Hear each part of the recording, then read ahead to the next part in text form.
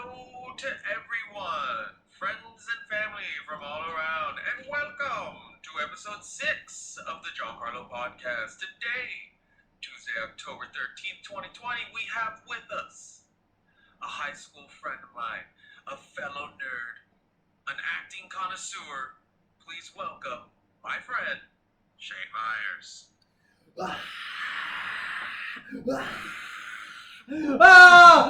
Sid, come in. How you doing? I'm doing great, man. How you doing?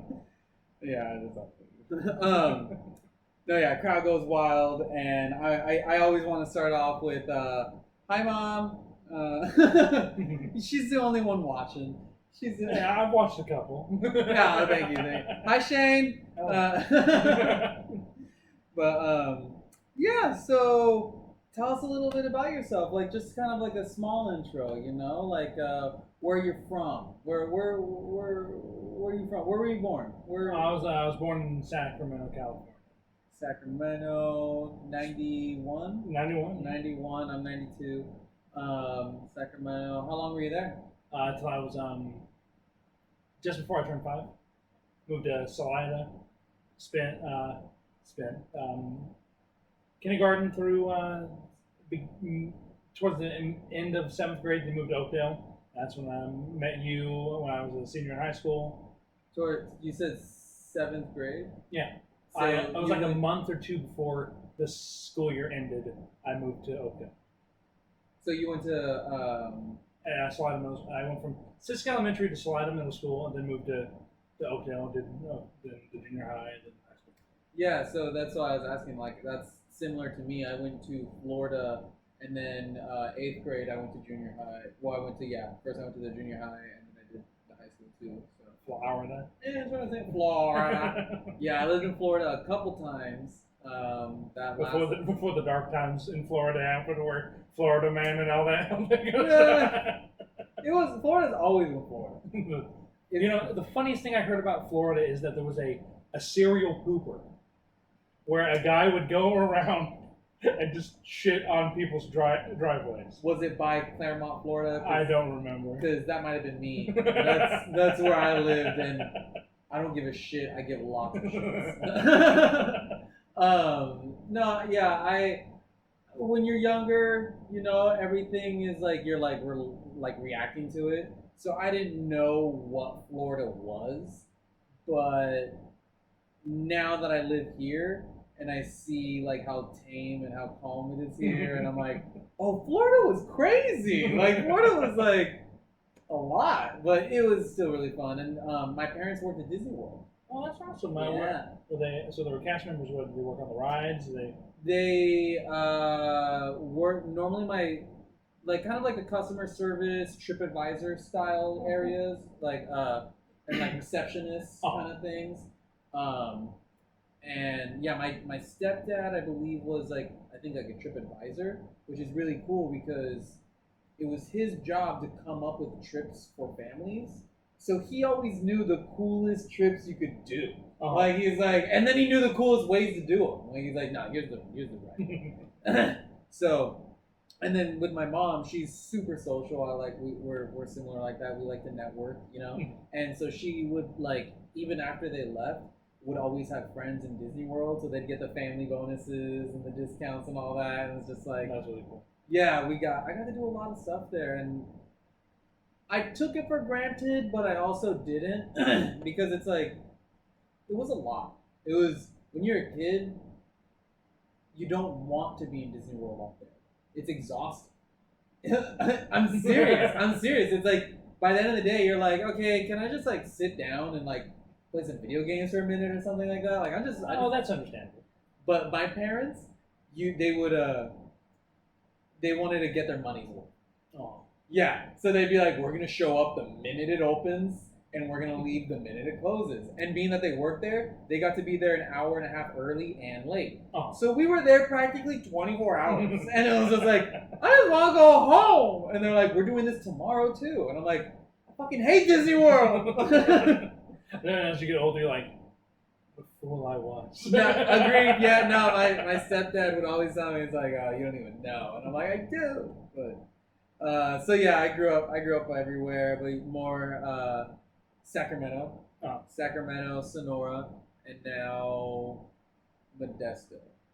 Um, yeah, I'm And the stint in Oakdale. And the stint in Oakdale, right? stint in Oakdale. How long were you there? I 5 years. Oh, okay, yeah. I was in Oakdale for I think 6 years. And Salida, not Sonora. You said Sonora. I did say Sonora, so you're Yeah, so it's funny because I went from Sacramento, Salida, Oakdale, Salida. Oh, okay, got it. Okay. I worked right next to where you live at one point. Oh yeah. Yeah, Banker's Life is a life insurance. Was it around the corner next to Hill College and stuff like that? Yes, yeah, right around the corner. They're in that parking lot, and I remember like thinking, I was like, man, the people right across the street or like right across that like brick fence or wall or whatever, like must hate this. Like, just this being your backyard. I mean, don't get me wrong, my backyard's like someone's house, but at least it's not a parking lot. And well, worse is because the freeway's right next to it. Oh. So if you have your windows open, if you're on that side of the house, you're gonna hear it. Yeah, you're gonna hear it all the time. Yeah, I remember when we moved a lot, and my stepdad, I asked him once, I was like, what do you look for when you're moving in a house? And he was like, you don't want to live on like a main road, and that didn't make sense to me as a kid. And I remember asking him, I was like, what do you mean main road? He's like, like a road that's used a lot, like every day. Like J Street in Oakdale or something like that. Well, it was a different layout in Claremont. Oh. But my point becomes, I thought even like your driveway would be a main road because it's like I use that every day. Mm-hmm. Like it's like I'm going in and out of that every day. Like every time I go home. So it's like, how are every road you use is a main road? Like, unless it's a dirt road, I guess. that reminds me of I know it has nothing to do with it, but sure. It reminds me of this quote that Mitch Hedberg did in one of his sets. He's like, any book is a children's book if the kid can read. Fucking, he's so good. Rest in peace, man. Yeah. Almost 20 years. He died in 2003. Yeah? Wow. Nice memory for that kind of stuff. Yeah, dude, it was always, what's the quote? Candle that burns twice as bright, lasts half as long. It's always those ones that like are crazy cool and insane like that. You're like, uh-oh. Well, speaking of people who passed away, Eddie Van Halen died last week. Yeah, just last week. Yeah, that night. Wait, was it on the 6th? Was it? It was on. I think it was last Tuesday or Wednesday, so just about a week ago. He might have died on my birthday. Yeah. He might have died on my birthday. I don't know. But I think he might. No, it was the day before. He died on the 5th, or maybe that's when the news broke. I don't know. But yeah, because the next day on my birthday, Ronnie took me out to go karaoke, and everyone was doing Eddie Van Halen. Well, not everyone. A couple people were doing it. As the tribute. Homage, the tribute. Yeah. So yeah. Do you want another drink? Oh, no, I'm good for now. But you want a little bit more about me? I've been acting since I was 15. Acting since you were 15. Do you remember your first play? Or first thing you acted in? Well, okay, the first thing I ever acted in was back in elementary school. A traveling show of Christmas Carol came to our school and it was like, who wants to be Tiny Tim at the end? And I raised my hand. So so the first thing I ever actually fully done on stage was God bless us everyone. But I didn't actually audition for anything until Grease back in high school, where I never really acted a day in my life, and then auditioned and got freaking Danny Zuko got the lead, So and ever since then I caught the bug, and that's how I met this guy. You teched Beauty and the Beast, didn't you? Or were you just in like you would just be like, oh, I want to look at some stuff because I'm in the next period. I was like backstage most of the time. Yeah, I wasn't an official tech, I don't think. I might have gotten my name on the brochure. You fight him enough, and you're like, I deserve it. But essentially, I was like an assistant. I was Leonard's assistant. He was doing a lot of stuff, and he was like, listen, all you need to do is when I tell you to move this curtain. I was like, how do I move the curtain? He's like, are you kidding me? You yank it! You yank it! It's a script, goddammit! Yeah, be mean about it! Like, and I was like, okay, and then you'd have to be that way with people during noises off. 100%. He was the one who set the bar for me, and I did that to everyone else. I'll never forget watching that show, and then it's you when every scene transitions. Switch! Yeah. I heard that was a very harrowing set to move. Yeah, it was really easy to mess up. It was really easy. Because of how small that damn theater is. No, people. Yeah, it's because not. MJC did it a couple years after I graduated. Yeah. And it was on the big stage. But they still moved it. And yeah, it's a wonder how Brian Mills did the shows he did in that little fucking theater. That's the thing. I think that's I love Mills, and I hope this doesn't bite me in the butt, but it's almost like he's not smart enough to know that he can't do stuff sometimes. Because it's like, Mills, this isn't gonna work. You don't have the tools, the money. He's the butt of everyone's joke for some fucking reason. I never understood that. Because because like I've done other theater shows where you don't dare mess with the teacher or the director to his face. Mills is so chill that you could be like, Mills, you're an idiot. And he was like, when have you ever seen Mills to take things like super personal? Probably the video when everyone tinfoiled his office. I already graduated, or I wasn't there, but I saw the video and how angry he was when they tinfoiled his office. Yeah, but we know it wasn't the tinfoil. Like, there was other stuff going on. And also I do remember this time when I was in choir with him, where he got super pissed off. Yeah. And me being because I have horrible empathy, so like when people like are sad or something like that, I'm like, I try to comfort them, and he slammed the door in my face. Oh, I remember that. I was there for that. You were there, and so you remember when when everyone started laughing and I got pissed off and grabbed a chair. Who the hell was laughing at me? I actually don't remember that part. I thought that was when the handle broke. No. This was my junior year, so I hadn't met you yet. So you might not. That might have been a different thing. Okay, my bad. Then yeah, there was one time where. And also when he got pissed during Beauty and the Beast, he's like, "Oh, we're tearing down the damn set. No, we're not doing the show." Okay, I remember that. Wasn't that like a week or two before the show opened? That was like every week. He was always like, no, I'm not going to do it. Anastasia saved so much. She did so much. She was a fucking queen. I don't know how she did that. I ran into her recently. Really? Well, I want to say recently, about a year ago now. Yeah, last time I saw her was at a party. Same. Yeah. It was a wedding. Oh, yeah. I think. Yeah. I ran into two people that night. One of my old friends, Mitch, and then her. And yeah, I was like, dang, no. And it was in Sonora. It was in Sonora this time. Was it Matt Bachtel's wedding? I don't think so, but I feel bad because you were invited and you don't remember whose wedding it was. Yeah. You're like, that year was just a haze, dude. Dude, my life is a haze, man. Like, I try to tell people, it's like, the way I remember shit is just different than other people. Like, it's like, I have to be more aware of my surroundings rather than the people. I know how to carry myself around people. Like, I've never had, like, issues with people. Sure, I've had, like, I put my foot in my mouth and got myself in trouble. Oh, everyone. Yeah, exactly. I'm not saying, like, I'm perfect or anything. But when things have gone wrong, I don't freak out, So it's never people that I need to focus on. It's everything else going on. And so it's like, I'm a location-based guy.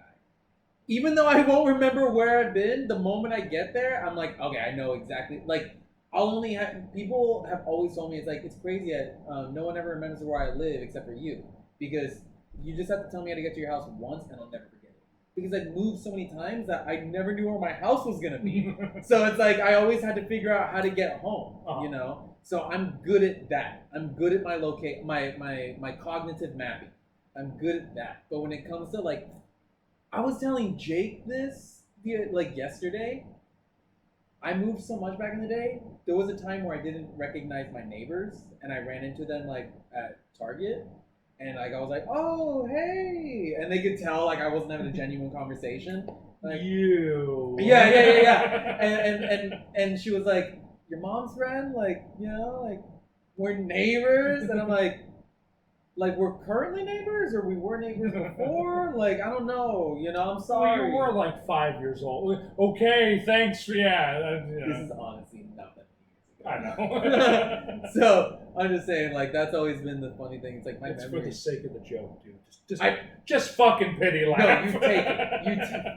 I want you to be accurate, dang it. But yeah, it's always been interesting how like I'm good with people, but I can't remember people that well. Mm-hmm. Like, but I love people. Oh yeah. I mean, yeah, like I've noticed, because of the hell that is this year, I just like to spend a lot of time in my room alone. But like since the pandemic started, where I know that I can't go hang out, just go and hang out with people, like it really sucks. Yeah. Yeah. You didn't realize that you were taking it for granted. You know, and at the same time, you weren't taking it for granted because it's like it kind of is to be expected to socialize with people. Like that is the human existence. But I guess we were taking it for granted. And I think that's why podcasts, especially this year, have gotten really, really they're skyrocketing. Yeah, is because you're able to communicate. Yeah. Again. We're looking for any excuse to hang out, mm-hmm. to communicate, to be able to connect. Because, yeah, I love listening to podcasts during my day while I'm just doing stuff. Like, what podcast got you into podcasting? Probably the Joe Rogan podcast. Oh, yeah? But I'd say... You're like, ever since I saw Elon Musk take that hit of that joint and do that face. Oh, anyone can do this. No, Joe Rogan has this guy. He has his friend named Duncan Trussell. Uh-huh. Duncan Trussell has his own podcast. And when I saw Duncan Trussell's podcast and this guy named Lex Friedman, which both came from Joe Rogan, that's when I really felt like I could do this. Yeah, it was like something I was like, oh, you don't have to broadcast it to the world. It could be to a really select group of people. And if it's only like 300, 400 people that listen, it's like, dang, 400 people listen. Like, that's already the coolest thing. I have some friends that do a podcast called The Sled. Hey, Michael and Marciano and Titus. What's it called? The Sled. They're a movie-based podcast. Oh, really? It's on Spotify. What? I want. Yeah. If you want to do an audio version of this, check out the website Anchor. Yes. Yeah. That's definitely where everything's going. Uh-huh. I mean, because that's an RSS, and I want to have an RSS, but yeah, because the podcast I'm starting, Needle on the Vine, most likely the first episode to be filmed on Thursday. Don't feel bad. Don't feel bad. I'm excited. Tell me about it. So it's like you're doing your first podcast. You're doing your first podcast probably this week. It's probably Thursday or Friday. Yes. It's called Needle on the Vine. Yeah. That's sexy. Yeah, it's a music-based podcast where we take an album, an in-depth of a certain album, and we do track by track. Talk about the lyrics, talk about just like the impact the album had on culture, about the band, and all that kind of stuff, and then throwing in some cool things where the person who chose the album that week, the other two, because I have two co-hosts, give trivia about the album that they think that can stump the person who chose the album. That is really cool. I love it. But someone who can't do like music trivia, I'd be like, oh, you son of a bitch. Like it's like you could even be like, who made the song? I'm like, It's like your all-time favorite album. So in the song, blah blah blah blah. Yeah. There's this one lyric. What's the next lyric? I don't fucking know, dude. It's you ruined the album. Yeah, and then also another segment I want to do is like make the album perfect, where you take out one song that you didn't like that would make the album perfect. Could have done better without. Yeah. Yeah. Yeah, because I like how Spotify shows like what songs are listened to more on the album. Yeah, there's always gonna be one that's at the bottom. Yeah, because like listened to that. Yeah, every there's always one. I mean, some albums are perfect where there's no bad songs. Sure. So like but even albums like Thriller, which every song is amazing, but there's still two songs that Lady in My Life and Baby Be Mine are probably the worst songs off the album. If you know which two of those are. Doesn't ring a bell right now. Okay, well, Baby Be Mine's the second song off the album, and Lady in My Life is the last song on the album. At that time, I wasn't listening to music in albums yet. Oh, yeah. I was still just listening to like singles. So yeah. Well, that was way before me and you were even born. It came out in '82. Well, at the time that I was getting into it, is what I meant. Yeah. Yeah, because it's funny with Michael Jackson. I didn't really start I always liked his music, but I didn't really get into him until after he died. Which I know is sacrilege because it's he's the king of pop, but I was into him before, but never. I had this thing when I was younger. Like it was hard for me to give about celebrities, and so it's like I would never look into it's like a person or their song or the rest of their music or anything like that. I was just like, they made this song, I enjoyed it, we're done, end of conversation. But obviously, as now I've gotten older, it's like harder to find the content that you like, so you end up. You're like, man, I just wish I could just listen to Limp Bizkit right now. See, but it's like name dropping like that doesn't hit the chord with me. Yeah. Like you play the song, I'm like, but if you're like, I did it all for the nookie. Come on, the nookie, so you can take that cookie and stick it up your That's not me. I don't know it. I'm sorry. 90s music. It was new metal. New metal. Yeah. See, I'm telling you, Jake's gonna be perfect for this. Yeah. I think it's super interesting to listen to, and that's why I love the idea for the podcast. I wanted to ask you, how long do you think your podcast is going to be? It's going to depend on how many tracks are off the album. Like the first episode we're going to do is off the album's called Asia by Steely Dan, and it's only 7 songs. But then one of the other co-hosts, hey guys, this is going to be a long one. This has 35 tracks on it. Yeah. How are you gonna? So yeah, those will be like. It'd be like two-parters. Because I already know what the season ender is going to be for this. I'm already going to choose it. Is the Beatles' White Album. It was a 2-disc. It's a 2-disc album, so each disc will be an episode, and that'll be the season finale. That's really exciting. You already gave us something to look forward to. Yeah, that's cool. I should do something like that. I said it to one of the guys, but the other, and he thinks that's cool, but maybe the other co-host may be like, maybe a different Beatles album, because nothing's written in stone. But and also we each choose right at the end of the, so like mine's this week, then the next week will be the next guy, and so on and so forth. So like I already kind of mapped it out. If we don't take the week off, I get the week of Christmas, and I'm a person who's big into Christmas, so I have a specific Christmas album.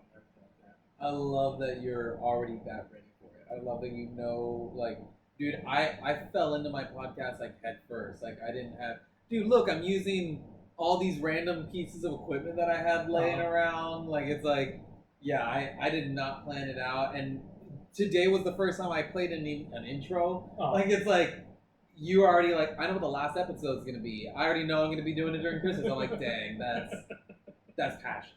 That's passion. Well, I love to see it. I love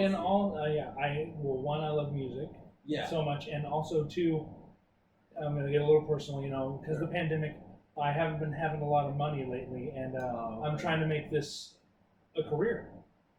Yeah, being able to... that, and I also bought, the microphone I bought is also good for voiceover, and I would love to be a voice actor. Yeah, you can do it. You have just deep enough of a voice. Oh. Mine's a little too high. Mine's not. I'm not saying it's not good for anything, but voice actor, I don't think it's. It doesn't have to just be your normal voice because you can put an accent on it, or you can do something like that. But it sounds good with you. If I was to do that, you just have to. Hello, senor. I'm so high. Mine goes up like this. I know. Hey, remember that comedian? Was it Pablo? Last name. He was the one. He had the. He did the my girlfriend is Pablo. It's funny. Are you talking about Pablo Francisco? I don't know. But yeah, also Gabriel Iglesias. So yeah, he did like that. Okay, they fit. He had a really funny girl's voice. It's crazy. He's like one of the biggest comedians in the world now. Sure. Yeah. Yeah. He's like insanely. Referenceable isn't the right word, but yeah, everyone knows it. Fluffy! Exactly. And Pikachu! Yeah. He's really good. I love, obviously. No, I'm not, I don't want to get into stand-up comedians right now. That comes later. That comes later. I want to talk about the music because that's really yeah. Dude, so I have the sweater backpack. Uh-huh. Like, it's like got the shoestrings, essentially. And I walk around like holding it like this, like, and I feel like Bane sometimes. I'm like, yeah. Doesn't matter. Yes, but also the podcast. Yeah. I had some other ideas, that may become later on because some guys have 2 or 3 podcasts. Sure. Yeah. Or like here, I'm dropping another one. It's not like a friend of mine, but like. Are you a big fan of Harry Potter? I'm a fan. There's a podcast called Potterless. A guy named Mike Schubert. He never read any of the Harry Potter books growing up, and it's an adult's perspective of reading through the Harry Potter, like how like inconsistent some of the parts of the books and stuff are. Yeah. Through an adult's perspective, it's really good. And then he has this new podcast called Meddling Adults, where he goes and brings in people for charity. These 2 other internet celebrities, and they do he tells them like old like Encyclopedia Brown mysteries or Scooby-Doo, and they have to like figure out how the mystery plays out, like how did they solve the mystery. And it's really cool. And then he has another one called The Horse, where it's a basketball podcast, but it's about like all the other stuff that's not like about the game. It's like stuff that happens in the front office and all that kind of stuff. Yeah. Or even like maybe the drama behind it or whatever. Dang. So yeah, you're deeper in the podcast than I am right now. Yeah, because I just go on Spotify and I'll listen to podcasts like I'm big into D&D, so I'll listen to some D&D podcasts. Oh, we should do that. Do you play D&D? No. That sounded sarcastic. Oh, we should totally do that, man. No, I don't. No. I anytime that I've ever found like a group to do it with, it just never happens. So I could DM something because I've only DM'd one game and it's pretty funny. I DM a wrestling themed D&D game. Oh my gosh. And it's fucking amazing. Have you seen? Do you know Whitest Kids You Know? Okay. Hot take. I thought that they were super annoying. Sure. Have you seen that they have like a podcast now? No. They did a D&D podcast. Oh, that's cool. And honest to God, you'll probably hate it. Oh yeah. They're super annoying. But okay, I won't say that they're annoying. It's kind of like the Rick and Morty thing. It's the fans that were annoying. Because when I first started going to MJC, that's when Wise Kids You Know first got kind of big. And what was the one thing people just used to talk about constantly was that goddamn Lincoln sketch. I love that one. Yeah. I love it. It's really good. But I get it. It was annoying because people just quote that. You overdo anything, you've overdone it. Yeah. Yeah, and that's why some episodes of Rick and Morty I've watched and they're funny. I've never fully got into Rick and Morty, but the fans are they're toxic. Yeah. Sorry, hot take. I know there's probably a lot of Rick and Morty fans. How dare you have opinions? I know. You SOB. Well, think of the whole Szechuan sauce fucking debacle that happened in McDonald's. I feel like that's just such an internet issue too, because with the internet, everything gets blown up to the extreme. You know, you just see people like cosplaying as them and getting tattoos of it or something like that, and it's just like, oh, I love the show, but can we calm down? But yeah, but then it's like not everyone's doing that. You know, it's funny because I'm a big Back to the Future fan, and Rick and Morty was a parody of Back to the Future. Yeah, no, 100%. And Justin Roiland, the guy who created it, you know, well, and Dan Harmon, but Justin Roiland, Sure. you know, he's from Antigua. I did not know that. Yeah. Really? I knew, I had a friend who went to school with him. Wow, I didn't know that. That's cool. And the original, there was he made a Back to the Future parody that was basically the progenitor to Rick and Morty. Yeah, it was called Doc and Marty. Yeah, and it was just like, Marty, you gotta suck my dick, Marty. Oh, you saw it. Okay. I try to show that to people sometimes, and people think that I'm fucking with them. People think like I found some like funny parody of it. Dude, this is what Rick and Morty. Yeah. I'm like, no, this is where it came from. They're like, no, someone just making fun of Rick and Morty. Yeah. At the same time. Yeah, and I'm like, listen to the voices. That's freaking Rick. But yeah, I saw that one. That blew my mind. Did you ever see Justin Roiland? He pitched in Seth Rogen's Hilarity for Charity. No. Okay, it was terrible. That I watched it because you just kind of respect the chair. Anyway, but that was the only good thing about the whole like hour essentially, and it was just Justin Roiland, and he just like plays like a clip that he animated of like the whole time they think they're gonna do something else called like the Apple Stand Caper or something like that, and then like when the video starts, it's just him and like his brother essentially like flapping their nuts like at the camera. And they're doing like the most and everyone's just like and it's like it's just the worst thing imaginable. And then that's Justin Roiland's comedy. Yeah, it's shock humor. Exactly. If you've seen that intro, the one we're talking about, Doc and Marty or whatever, it's like it's just that's it.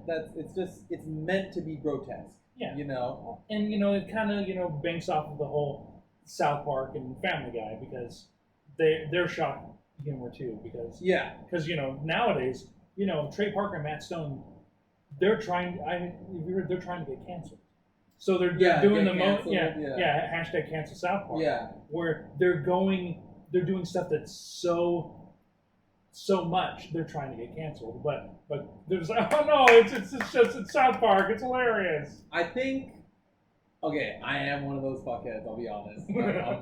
I'm Did you watch the Pandemic special? Yes.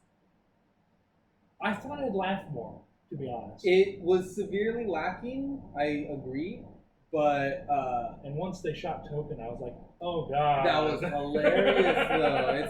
It's like, oh, what? This can happen in the news and in the world all day, but the moment you throw it back in their faces, they're like, whoa, calm down. It's like, no, that was rude. But comedy is about things that make you uncomfortable.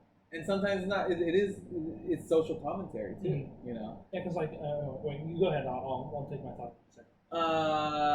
Jake and I just really love the COVID joke where he's just like, due to COVID, Token's not going to be here anymore. It's like, you shot him, and it's like, yes, due to COVID. How was that due to COVID? It's like, well, we were here because the teachers weren't because the teachers defunded the police. So it was due to COVID. And then the guy behind him, it was COVID related. It's like. That's really like the thing that really made me go speaking of it was when they funded the police and then all this bazookas just all super smiling and then they're just destroying that was there was a little bit of a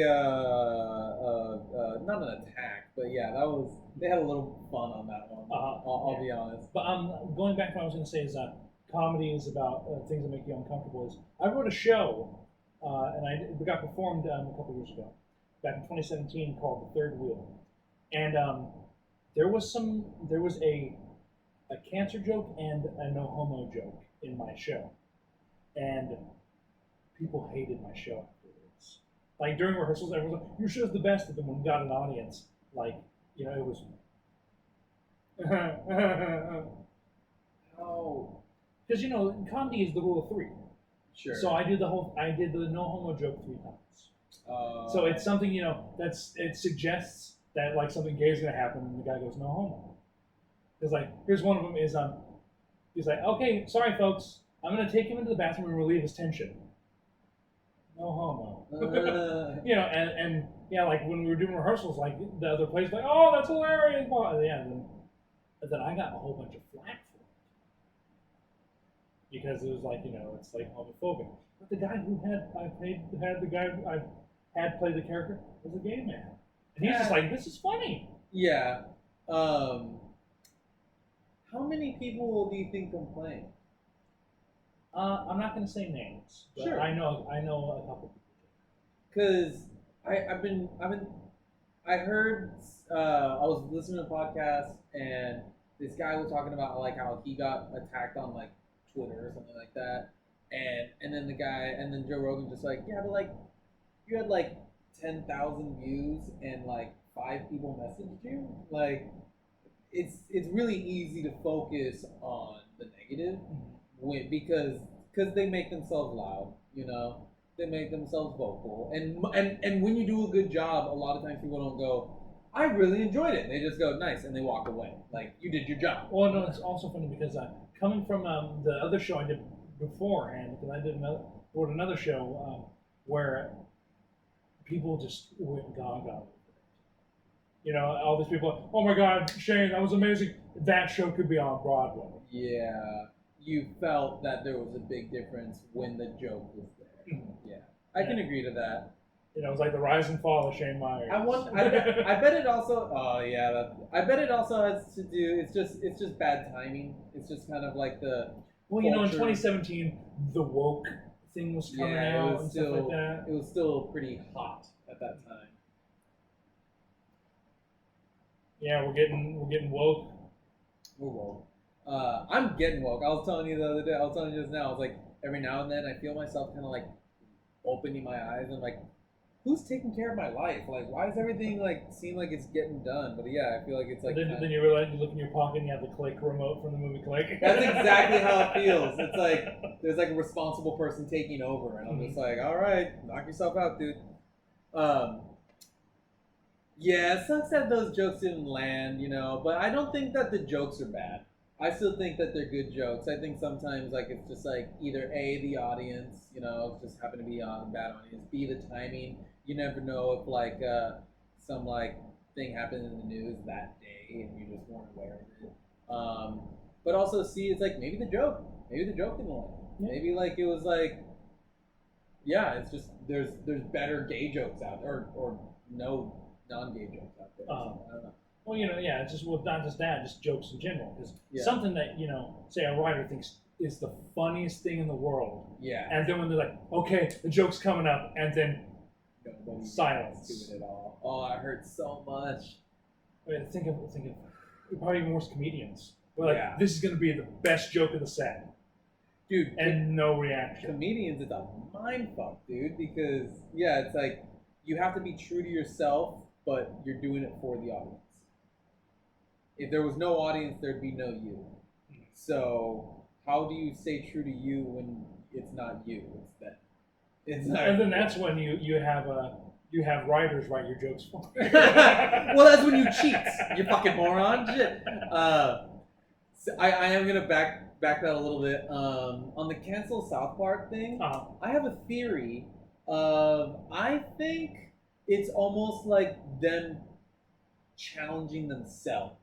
Well, also I've heard that they want out of their contract. That's why they're trying to get canceled. But Comedy Central keeps renewing them.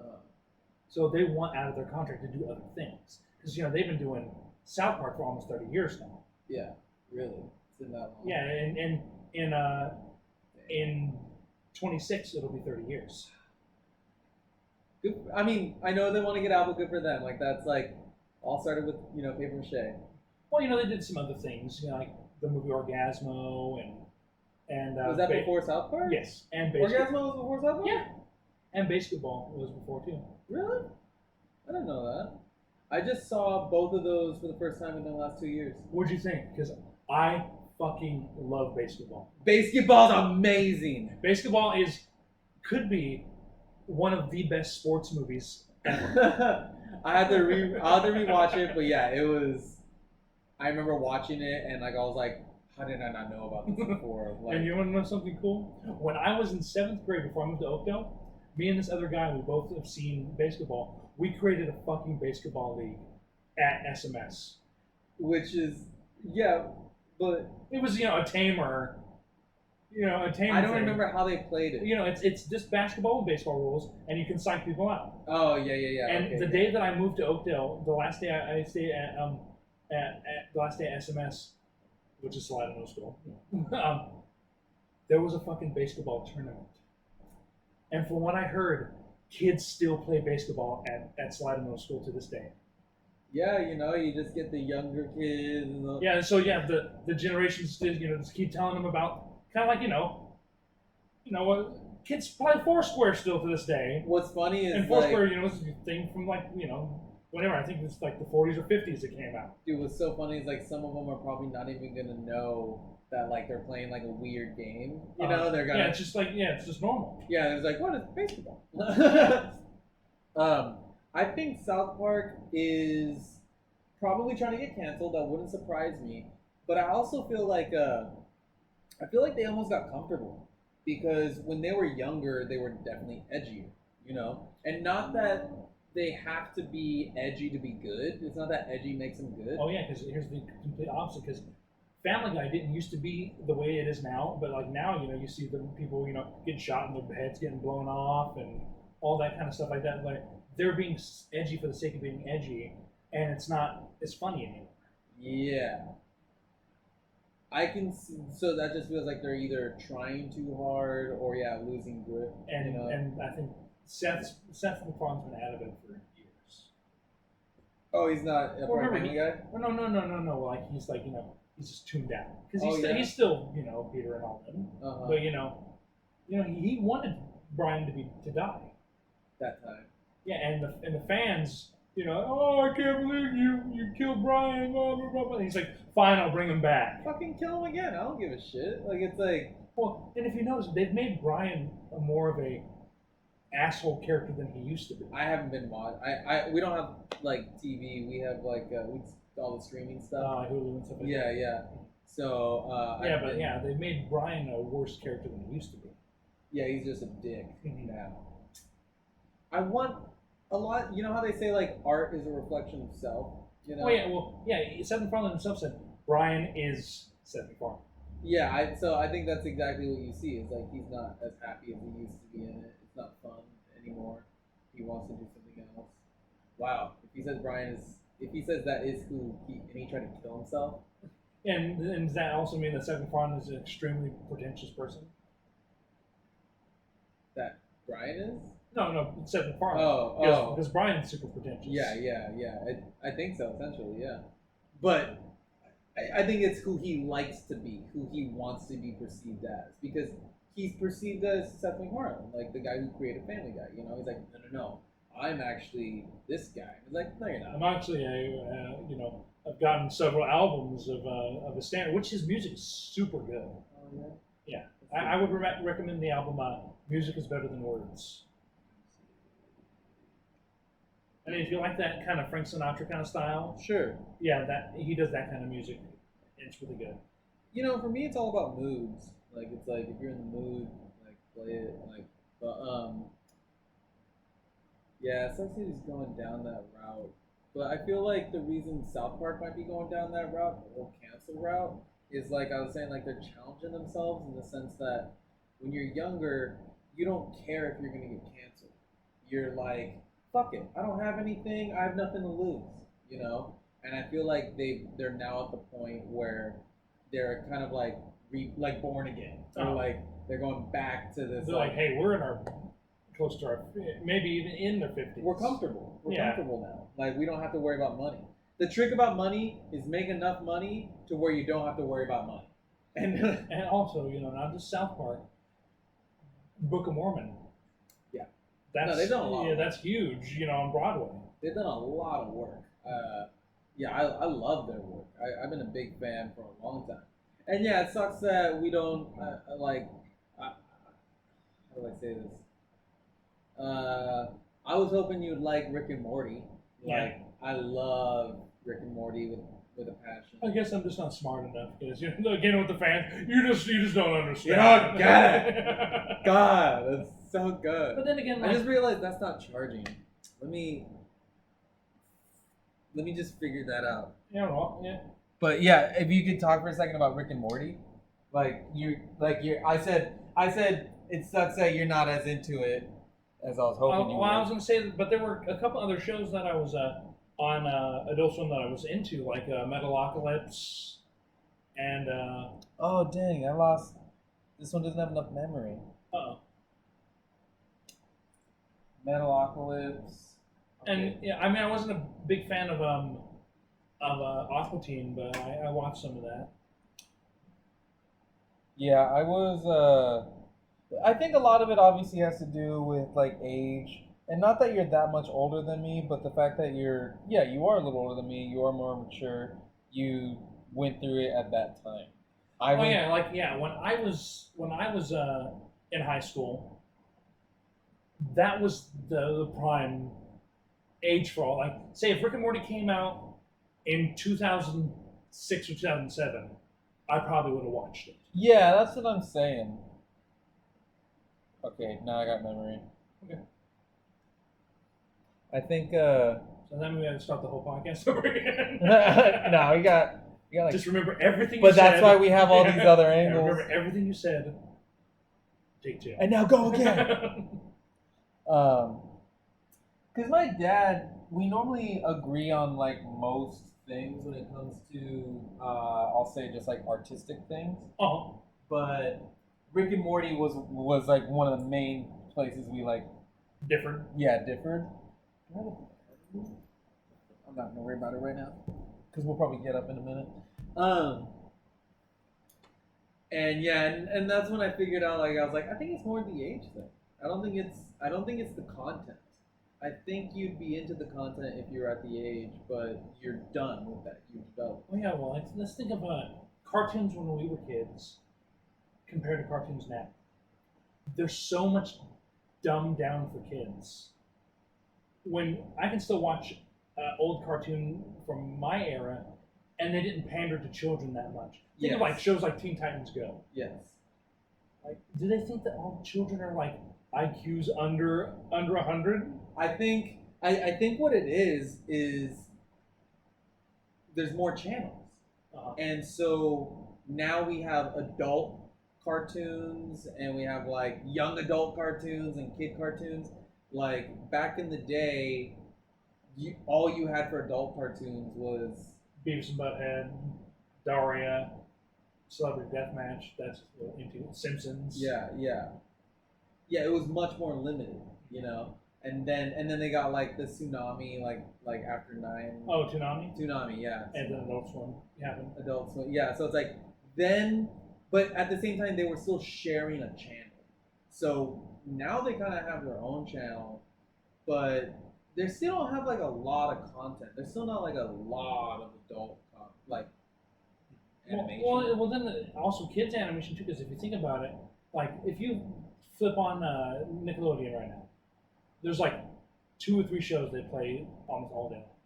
SpongeBob and the show called The Loud House. Because I have nieces and nephews that are young. Yeah, that's like all they fucking show. Yeah. But when we were kids, it's like, it's funny because SpongeBob's over 20 years old, but SpongeBob, Fairly Odd Parents, Jimmy Neutron, all those shows, and they come one right after another, where you didn't have these blocks of SpongeBob for 3 hours. Yeah. I still refer back to the channels for me, because I feel like it's like, okay, that's Nickelodeon, but then they go Nick 2, and then they go Nick HD, Nick Jr., Nick Adult, and it's like Teen Nick. Yeah, it's like whatever. Nicktoons. Nicktoons. So yeah, I think it's like they do those bigger blocks so that you can like switch between them or something. The but- one Nickelodeon channel I missed so much was Nick Games and Sports. It was the channel that just showed the old game shows and stuff like that. Oh no, I was thinking about something else. They did one where it was like they did like a Ninja Warrior type thing. Oh yeah, yeah. That's Guts. Oh okay. Do you have it, Guts? That's where Michael Malley got his big break. Was on Guts. You know who Michael Malley is? No. Did you watch Glee ever? I've seen episodes. You remember Kirk's dad? You know the gay kid Kirk. I remember the gay kid, but I don't remember. Well, his dad was the guy who did Guts, and he also did a show called Yes Dear. It's crazy how that happens. How it's like they stay in the industry for so long, and then they end up popping up later. I remember I told my dad I wanted to be like an actor. He was like, he was in high school, and he was already like, you're already too old, you know. And I'm like, but you could be like an adult. Oh yeah, Jessica Tandy, I think is her name. The woman who's in Driving Miss Daisy. That was her first film, and she was in her 80s. Yeah, exactly. If you fit the role, if you have that character, it's like you're the person that you can't control the role. Or even in the movie Hairspray, the musical version. Yeah. The girl who played Tracy, The Cold Stone. Yeah, she was a Baskin Robbins. Oh, Baskin Robbins. Yeah, where she just thought, they're just like, hey, because they auditioned all these girls to play Tracy and they couldn't find one. And then I think the guy who was doing the auditions went to Baskin Robbins afterward and he was like, hey, by any chance, can you sing and dance? Yeah. Come here. That's the And thing. she got the role. I think we all want that. Oh yeah, right? that's the fucking dream. That's Where the you just be dream. on, I always, anytime I do a play or something like that, especially because we live in Modesto, you don't fucking know if somewhere in the back of the theater, George Lucas is there. He goes, I want you in my next movie. Yeah. Or, I wish or he'd go to his roots. He yeah, would. or if I know, because George Lucas doesn't like Modesto much, neither does Jeremy Renner. But what Jeremy Renner came back and was just like, dude, you fucking rock that. I'm gonna put in a good word for you, and you may be in the next MCU movie. Yeah, I love to see Kevin Smith's not from here, but I'd like to see like that type of guy come back to a hometown like Modesto and try to like put money in the community in a sense where it's like this is where I came from. You a big Kevin Smith fan? Big fan. Yeah. What's your favorite Kevin Smith movie? How can I have one? No, I'd say You're like Jersey Girl. Listen, chasing Amy. No, I'd say to be honest, Jay and Silent Bob Strike Back. Did you see it reboot? Yes, I did. I saw it in theaters. Yeah, me too. Yeah. They were showing it in the Galaxy. I almost we were contemplating watching it with them because they went on the tour, and and it was when I first moved in here, and Jake and I are big fans, so that's like our bro movie. And then they did a bro movie part 2, and so I was like, we don't watch this, but we watched it in theaters, but we didn't see it with them. But yeah, I really enjoyed Reboot. it was really fun to watch, but it was a bad movie. It was not a good movie, but it was I quote it. I mainly say hater tots all the time. Full of hate. But how often do you go, ladies, Jay and Silent Bob are in the hills? Yeah. No, I'll quote that whole movie. Don't get me started. I love that movie. Dude, it has George Carlin in it, man. Hey, if you don't make with the head. If you don't make with the head. And then they're all like, wow. You take it in the mouth. Get me a few miles down the road. I'll take a shot in the mouth. You gotta know the code. And then later on, it's like, freaking Carrie Fisher. you follow the book too? Yeah, I live by it. Okay. I guess I gotta. And he literally just, let's do it. What the? Yeah, love that movie. Love that movie. Watch it all the time. Made a lot of friends with that movie, actually. Right. Yeah, everyone loves that movie. So it's once you just start Well, quoting it back and forth. A lot of his movies are very subjective because, don't get me wrong, I like his horror movies, but they're very subjective. Tusk is so. it's hard to watch. Yeah. And I heard the same thing with Red State. I haven't seen Red State, but Red State I heard is very hard to watch as well. I didn't watch that one. And Yoga Hosers kind of sucked. I watched that. Yeah, it was the same. We agree. To me, Yoga Hosers and Reboot are almost on the same level, but Reboot was better. But not by much. Is it because of his daughter? It's just not. It's me. I feel like they're making it for themselves at this point. Excuse me. Well, I heard Reboot, they only made it because Jason Mewes got clean. No, I heard that it was Kevin Smith almost died, and so he was like, "I gotta make." Oh, when he had the heart attack. Yeah, he's like, "I gotta call in all these favors and try to make one more before I actually broke or something." Because Val Kilmer as Blunt Man. Oh yeah, that was so funny. But yeah, once you have that brush with death, like you really like oh, all that petty shit, I'm gonna get over that. Oh. Dude, I recently had my brushing with death. You had a near-death experience? Yeah. I was just telling Kelsey on the last podcast, so I hope like anyone who's watching twice doesn't like get annoyed or like watch it back to back. Anyway, and yeah, it was a car. It was a car that almost came head on. Well, okay, my friend was driving and he has a Dodge Challenger, so he likes to go fast. And he decided to overtake a semi at 2 in the morning. So it's like super late at night. We're going uphill and there's a bend. Oh. So there's no way to see what cars are coming, And literally, barely as like we get over to pass the semi, this other car just like comes right past us. And so we're talking like split second. We're talking like milliseconds. And yeah, like that shook me, dude. That shook me hard, man. I feel like that would do with anybody. Yeah. So after that, petty shit just kind of really went away. I was like, yeah, dude. I even told her, I was like, I've recently like honestly woken up like glad to be alive. Like it's just like, what a beautiful day. Like I get to live. Like this is amazing. Like, but you never think like that until it's like when you don't think it's good, you won't live to see the next moment. Yeah. And like we were saying with Corona, like it's just like once it's there, it's like then it's like, oh shit, this sucks. But yeah, that was my. And dude, have you had anything like that? No. Well, don't. It's not. I mean, I learned a lot, but you don't. Yeah, I don't suggest it.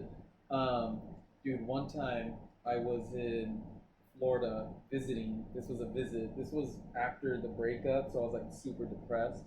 And it was right before I went to Florida before I went to Mexico. And so it was before I went like real crazy. And my mom and I checked into a motel to stay the night. And I remember as we move our bags to the front to the room, we pass these guys who are probably in their 50s, 40s or 50s. We pass these guys, and they're outside the motel drinking, having a good time. They look like buddies. They look like they're hanging out, just enjoying the night. And we're like, excuse me, we get past them. We're catty corners, We're neighbors, but it's a corner. There's a hallway. And by the end of the night, one of them died. Because they got too rowdy with the alcohol. And he was like, yo, back up, dude. And he pops someone, falls back of the head concrete, literally laid out in front of me. Like there's, like in your hotel room, there's a glass wall. Yeah, I'm right here and he's right there. And I did not know what was happening, so I was Snapchatting the whole fucking thing. Yeah, I was like, when I realized how bad it had gotten, that's when I was like, okay, I'm gonna turn this off now. Like, I don't think this needs to be. Yeah, this is changed. You're like, have I become Florida man? Florida, what have you done to me? Florida. Yeah, I blame Florida. If anything. It's Florida's fault. But yeah, that was a near brush with death that I remember finally realizing like as well, like, oh, everything you care about like means nothing. You know, it's like the moment you're gone, you're gone. It's like, yeah. And you know what's so stupid? What made me think of that was when the ambulance came and they had to like check him out and all that. They cut his jeans. They cut from the bottom of his jeans all the way up to get to the inside leg, because that's like direct blood flow, right? Yeah, the femoral. Yes. And I remember thinking to myself, I was like, what if he loved those jeans?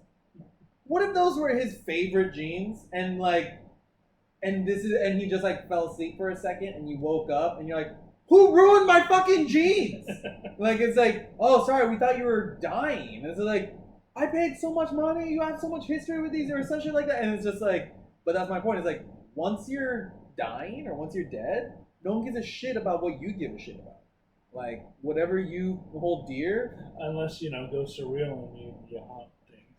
Unless you're like, I'm gonna haunt you forever for destroying my jeans. Fuck the guy who killed me. You came in and desecrated my corpse. Sorry, yeah. Woo! Russians with death. I wouldn't recommend it, but all things in life are learning. You gotta learn, right? Yeah. Anyway, how did we get to that one? I just talking. Yeah. I'm thinking going from I remember, South Park and Rick and Morty to to old man dying from drunkenness. I remember it was like with near-death experiences, but I was like, how did we get to near-death? Because Kevin Smith having his heart attack. That was it. Okay. See, it makes sense. Oh. We sound crazy for a second, but then it's like, oh no, that's right. I'm not just saying aliens, but aliens. You did it. Perfect. Dude, you want to try the drink? Yeah, sure. If you want, yeah. Yeah, I think that'll be fun. I mean, I'm not sure if I put anything ahead of there. Like, it's not in order. There's just a couple notes of course. that I thought were fun. Yeah, let's bring him out. Yeah, I'll just bring him out. And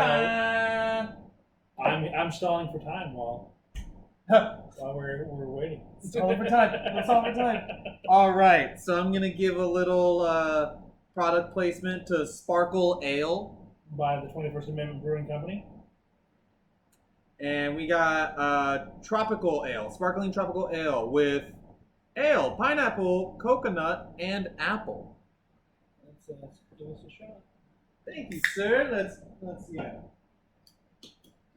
I can't get it. I have no nails. Yeah, I had that problem too. I noticed the drunker I get nowadays, the harder it is for me to open cans. It's just like, Mommy! All right, this is its taste. Whoa. Oh, that's very smooth. Yeah. And especially being someone that doesn't drink, I'm not much of a drinker. This isn't. There's alcohol in this? Yeah. Yeah, it's an ale is a beer. Yeah, there's Yeah, have you had those flavored carbonated waters? Yeah. This tastes like that. It's like an alcoholic bubbly. Yeah, it's like an alcoholic bubbly. Yeah, it's really smooth. I'll be honest. I don't know if it's my favorite flavor, but you're not a big pineapple guy? I think it's more the coconut. It kind of leaves this like musky, like I want to chew gum right after it. But the pineapple, I do not expect pineapple with alcohol. Oh, there's some bomb freaking pineapple ciders like in. But this is good. Thank you. You're welcome. And I'll thank Nick Salvucci for giving me this yesterday. Nick Salvucci, yeah, thank you for giving us something to try, something to review, something to talk about. What a good guy. Yeah, I'm not getting the notes of the apple. No, I think that's just like why it's so sweet. Yeah. It's kind of like apple juice, and it's just so sweet. But it doesn't taste like apple. Yeah, but this is a beer. It's not a cider. It's a beer. This tastes like soda. Yeah, this is really easy to drink, and I don't like drinking. So that's my review of it. Is if you don't like, I'll be honest with you. Like I already said, it's not my favorite flavor. So that's normally what I don't like about drinking is that most of the time when I start drinking, I like the buzz and all that a little bit. But the whole time I'm drinking, all I'm thinking is, man, I'd rather have a soda. Well, you know, it's also that stigma when we were kids, when our parents, you know, they're drinking beer and you go, what's it taste like? And what is the answer they always say? Yo, It tastes like horse piss. Why? I never understood it. You know, it's like, what is this beer? What does beer taste like? Horse pee. How do you know what horse pee tastes like? Second question, follow-up question, real quick, while we're on the topic. How much horse piss have you drank in your day? It's like, this tastes like a Miller Lite. Or like, do you know the difference between other pissing flavors or something? Like, I don't know. Oh, you know, yeah. Does pee taste different when you don't have enough water in your system? Yeah, is it a hydrated horse? No, my dad would say that in a different way. Yeah. Well, my dad wouldn't say piss. He'd say, tastes like horse pee. No, he'd just say it's an acquired taste. Yeah. He would just say, like, it's like, you'll grow into it. That was always what I hear from my dad. You'll grow into it. I'm going to check if this camera's recording. I should have done it. Did it while I was grabbing He's like, hey, you put hair on your knuckles. I don't want hair on my knuckles. Dude, I met a guy today at Target with the accent like that. He just sounded... He had a pirate accent? No, I don't want it on my knuckles. Like a little, like almost like a sissy accent, not to be rude. But it sounded nice, but it was very... that kind of almost reminds me of Carl from Van Helsing, you know? Van Helsing, I don't want to go to Transylvania. From which one? Van Helsing, the one with Hugh Jackman. His monk friend. Oh, yes. I love that one. Actually, I'm only a friar. I can curse all I want. Stop it. I haven't seen that one in a long time now. I should rewatch that one. All right. Hey, here's a random question. What was the last movie you saw in theaters before COVID hit? Wow. Before everything got shut down? You know, can I cheat and give like somewhat of a different answer? Yeah, go ahead. And say, okay, it's charging. Nice. I don't remember the last movie I saw, but I did get to see Joe Rogan live. Oh, cool. I got to see him do stand-up, I think, November. So, essentially right before Corona. Yeah. The last thing I saw was the Impractical Jokers movie. I saw that in theaters. That was like a couple weeks before. That was like a week or two before the shutdown happened. Impractical Jokers. Never been a fan. You're more into Jackass, aren't you? I like Jackass, but which they're still making. They're making the fourth movie. Yeah, I heard about that. But which they're probably all just gonna fucking kill themselves by the end of the movie because they're so old now. Yeah, they're these like all their dares are gonna be like related to some like hip problems or something. I'm Johnny Knoxville. I'm gonna go get a prostate exam, and I'm gonna fall on my back from just standing. Oh no, he's crazy. Don't do it. Oh, fucking Bam. Have you seen what Bam looks like now? He's pudgy. Yeah, he looks like April and Phil combined now. It's so weird. Yeah, and it really happened after Ryan Dunn. Ryan's been dead, what? 15 years? Yeah, well, you know. Maybe less. Yeah, because I think he was still alive when the third one came out, and that came out about 2010, 2011. So yeah, he died a couple years. Yeah, he died a couple years afterwards. Okay. Excuse me. Dude, it's good shit, and I hate it because I'm such a lightweight. This is gonna get me buzzed. I'm not even kidding. But yeah, so I can see that this would be like a 6-pack you'd buy. Yeah, if I was like dude, this is an amazing flavor for the beach. Yeah, this is a hangout drink. This is a hangout. Go to the beach or even camping. in the summertime. I agree. Oh yeah, I can see that, but especially by a lake, it's involved.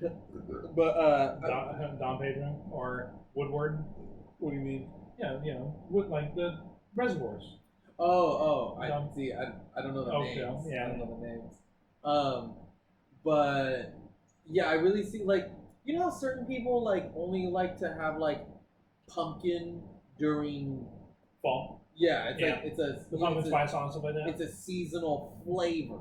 Yeah, know? same thing with eggnog, where it's seasonal. Which I love eggnog so much. I wish it would be sold all year round. I honestly don't think I've ever even had it. Yeah. I had it for the first time this year over the weekend because they started selling it, and my body wasn't used to it again. So I had a horrible weekend this past weekend. Yeah. I can imagine. Well, because it's so thick. Yeah. And it just so when you drink it, it just like hits your intestines like it's heavy. Yeah. Yeah, it's heavy. There's soups like that in Mexico that like they're just like, oh, get ready, dude. Like pozole. Yeah, exactly. It's like some of them they'll just hit your stomach so heavily, and you're like, I need to go to sleep. Well, doesn't hard chocolate do that sometimes too? I'd say it could, but not like pozole. But yeah, essentially anything that has like something that will absorb the liquid and a lot of liquid. I've never had pozole and I never had menudo, which I hear don't try menudo for your first kind of Mexican soup. I don't know about that. It's because of all the stuff that's in it out here, because you might gag when you figure out what it is. Yeah, exactly. I was gonna say like if you're one of those people who can't like enjoy like nasty sounding food. Yeah, like because it's stomach and stuff like that, right? I think it's like stomach and throat. No. Intestine? Yeah, I think it's intestine and throat. But yeah, it's still, dude. Those meats are the best meats. They're so soft. I've never even had cow tongue like from a cow tongue taco or something like that. I've never had that before. I don't like cow tongue. I don't think the flavor's that good. I'm not a fan of the flavor. I think it's a boring flavor of meat. It's like if you're eating cow tongue, why are you eating cow tongue? Like you might as well have. It's like having vegetarian food without the fucking benefits. Also, I hear cow brain's pretty good. Oh, I had cow brain, but I might have. A lot of taco trucks. I've just tried a lot of shit. Yeah. Like my mom's Mexican, my dad's Filipino, so it's like I've tried like a lot of different types of foods. I would love to do like me and this friend had had an idea for a Travel Channel show a long time ago, like called The Pits, where you go around going to all the local barbecue places in the world, but also it'd be really cool to do like a food truck thing. All the local food trucks. That'd be cool. That's what I like. That's what I feel like I'm enjoying about this setup that I'm doing, that I'm trying to do right now. Is as you can tell, like it's like everything fit in the bag. Oh. You know. So I feel like I could be the core is an interview show. You know, we're just hanging out, talking, and interviewing a little bit. But if we wanted to do the original thought was everyone was gonna make their own podcast on my podcast. So your podcast would be probably musical, and I would help you make a musical podcast. Kelsey's, who was last episode, would probably be about her school, her teaching, you know. But that ended up just becoming like kind of confusing and too difficult. So now I'm just asking people like, hey, is there something that you learned recently that you can teach me? You know, is there something that like, that you'd like to inform me on about something that you have interest in, acting, music, podcast, or something? But we'll get there later. Oh yeah, cool. And another thing that'd be really cool is to do like those podcasts, kind of like that, getting coffee with comedians. The thing that where it's through the car where you're just driving and talking to. Those are cool. I was thinking about doing something like that, but I'm nowhere near against it. I think that's really my focus, is that I've done podcasts in my room, in the garage, now in the living room. It's like I want to change the setting. I don't want to be in one place all the time. So whether it's in my car, I even told you I want to live out of my car. So it's like, I think living out of my car and doing podcasts in it, and then every now and then setting up somewhere else. It's like, I mean, it'd be really cool if you do have one with Mr. Mills to do it in the Oakdale Theater. oh my god, I'm writing that down. What a great idea. Mills in Theater podcast. That would mean a lot to me because I fucking went there. Yeah, and it's what got us all our start. You know, say me, you, Ronnie, Jake, and yeah. That's what got our creativity. Half of the people that's been on this show. Yeah, literally at least half of the people. Yeah, Jelaine. Yeah, exactly. You named them all. I'm hoping. You know who? Okay, I got. Oh. Someone contacted me. Oh yeah. Chris Keys. Oh cool! I haven't talked to him in don't know how long. I was giddy. I was giddy like a little girl. No joke. He messages me and Jake's sitting here and I'm sitting here and I was like, okay, I gotta get up and do a little dance right now. And he's like, all right. And I just yeah. Can you feel it? Okay. And I sit down. He's like, all right, what was that about? And I'm like, guess who just hit me up? And yeah, and so I told him, I was like, I'd love to have you on the podcast, and he's got some stories to tell, man. So it's Oh yeah, he was always a character. Oh fuck yeah. So but you know, now that he did the army, like I think the character. I didn't know that. He's in the army right now. You gonna do a Zoom one with him then? Yeah. Where's you stationed at? I'm a bad friend. He just told me, but I don't know him. You know, it's like haven't talked to him. No, I'm saying like I don't know the areas. Like it's like Fort Carlson or he's something. Like, I'm in Japan right now. I think he's in Colorado, but I actually had a friend that went to the Air Force that was stationed in Japan. Oh yeah, I was. Tell you, hold on, let's see. Fort Carlson. I was this close to joining the Air Force before Corona. Okay. And then, yeah, application in, papers signed, background passed, boot camp was a week away, like all that shit. But Corona happened, and then like everything just went for the. At first, Corona was a slowdown. You know, it didn't just stop. Everything just slowed down. But like all these hospital documentation paperwork things I needed to start getting during Corona would take like 2 to 3 weeks for one piece of paper, and then I would turn it in, and then he would be like, all right, go get another one. And that happened for like literally like over 3 months. And it just got to the point where at this point, like we're here now, and I'm like, I kind of just got used to my life, you know, like living in Corona, and I'm like, I don't know if I'm going to do it anymore, you know, but it's actually still on the table. Well, hey, you have to be really smart to get into the Air Force, so kudos to you, sir. Thank you. I was, because I heard the test is pretty difficult. I blew it out of the water. Oh yeah? Yeah. But you know what's funny about it? I fucking, my recruiter, he's a really cool guy, you know, he's a bro. He was nice and was like a little impressed, you know, he was like, oh yeah, that's really good. That means you can get anything. That means you can get any job. Do you want to be a pilot?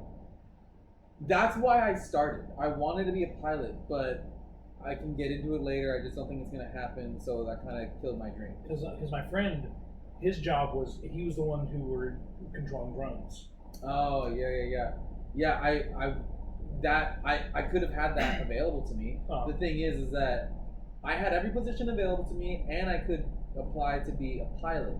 But the issue becomes is that it's the Air Force. They only want literally the best pilots in the entire world. Yeah, and you've never flown a day in your life, right? So I really I've been playing a lot of Ace Combat recently. I think I got, and Star Fox. I played Rocket League, you know. So I really felt I was like, I do think I'd be a good pilot, but I don't think I'd be the best in the world. And so I think I'm no Tom Cruise in Top Gun. Yeah, that's exactly what I was saying. I was like, damn it. And you know, every guy who goes in the Air Force and becomes a pilot, you know, that first flight, it's like, can I play Danger Zone? Come on, let me do it. That feels so good. But what was I gonna say about it? What I thought was so funny is like I did good on the test, right? And like my recruiter was like, oh, good job, you have all the positions available to you. But just so you know, this test wasn't that hard for you because you didn't have much of an education. It was something like that, and I was like, what? And he's like, yeah, when we test people who have like graduated college and like have degrees, they do worse in the tests because their math and spelling is like they're more focused on more complex stuff. So this easy shit they forget about, and so they're like, oh, I'm going to study. I already know the stuff advanced in that. It's like, but we need you to know this. And so for me, I'm like, I know that shit. That's all I fucking know. Like, spell cat. C-A-T. Dude, I got it. Oh my god. It's not a Z. It's not a Z. And it says it right there. Cats. Cats. Ooh. Speaking of cats, did you see the cats movie? I did not watch that. Okay. I saw the movie High. And Edibles? Yes, and it was an experience because the movie's horrible. One of the worst movies I've ever seen in my life. Yeah, I saw it in theaters. I've heard. You know, yeah. I think it was, you know, the universe punishing me for seeing that movie. That's why 2020 happened. I was like, how dare you?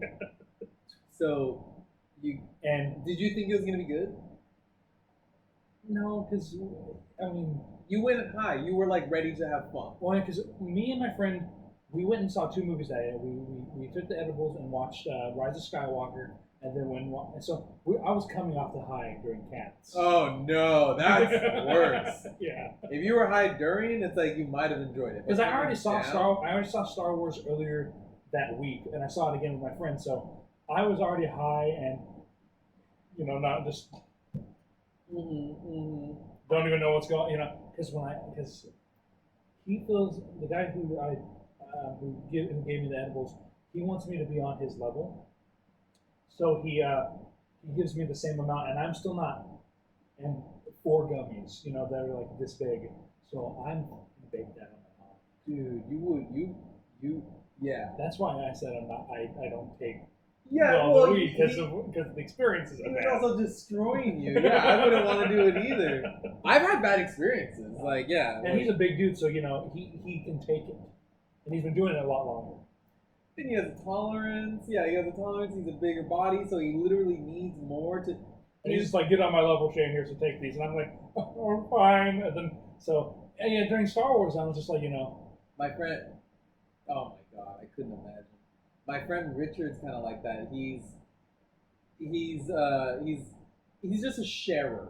So it's like anything that he's doing, he'll kind of share with you and kind of almost expect you to keep up. Oh. And if you ever like put your hand out and he's like, no, not right now, he'll like hand you something and you go, no, not right now, and he just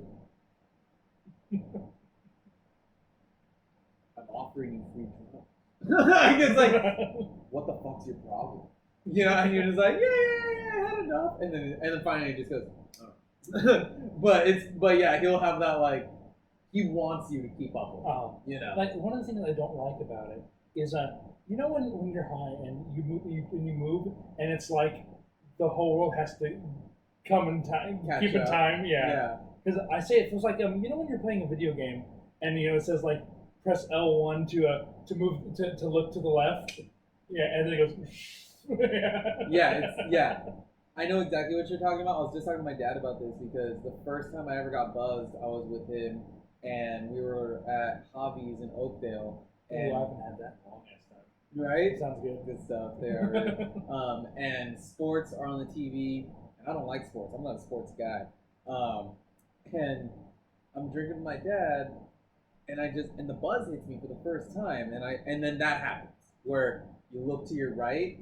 And your consciousness then looks to its right, and then by that time you're looking to your left, and your consciousness is like, whoa, slow down, you know. And yeah, I remember saying out loud to my dad, I was like, okay, so this is what alcohol's like? He's like, yeah.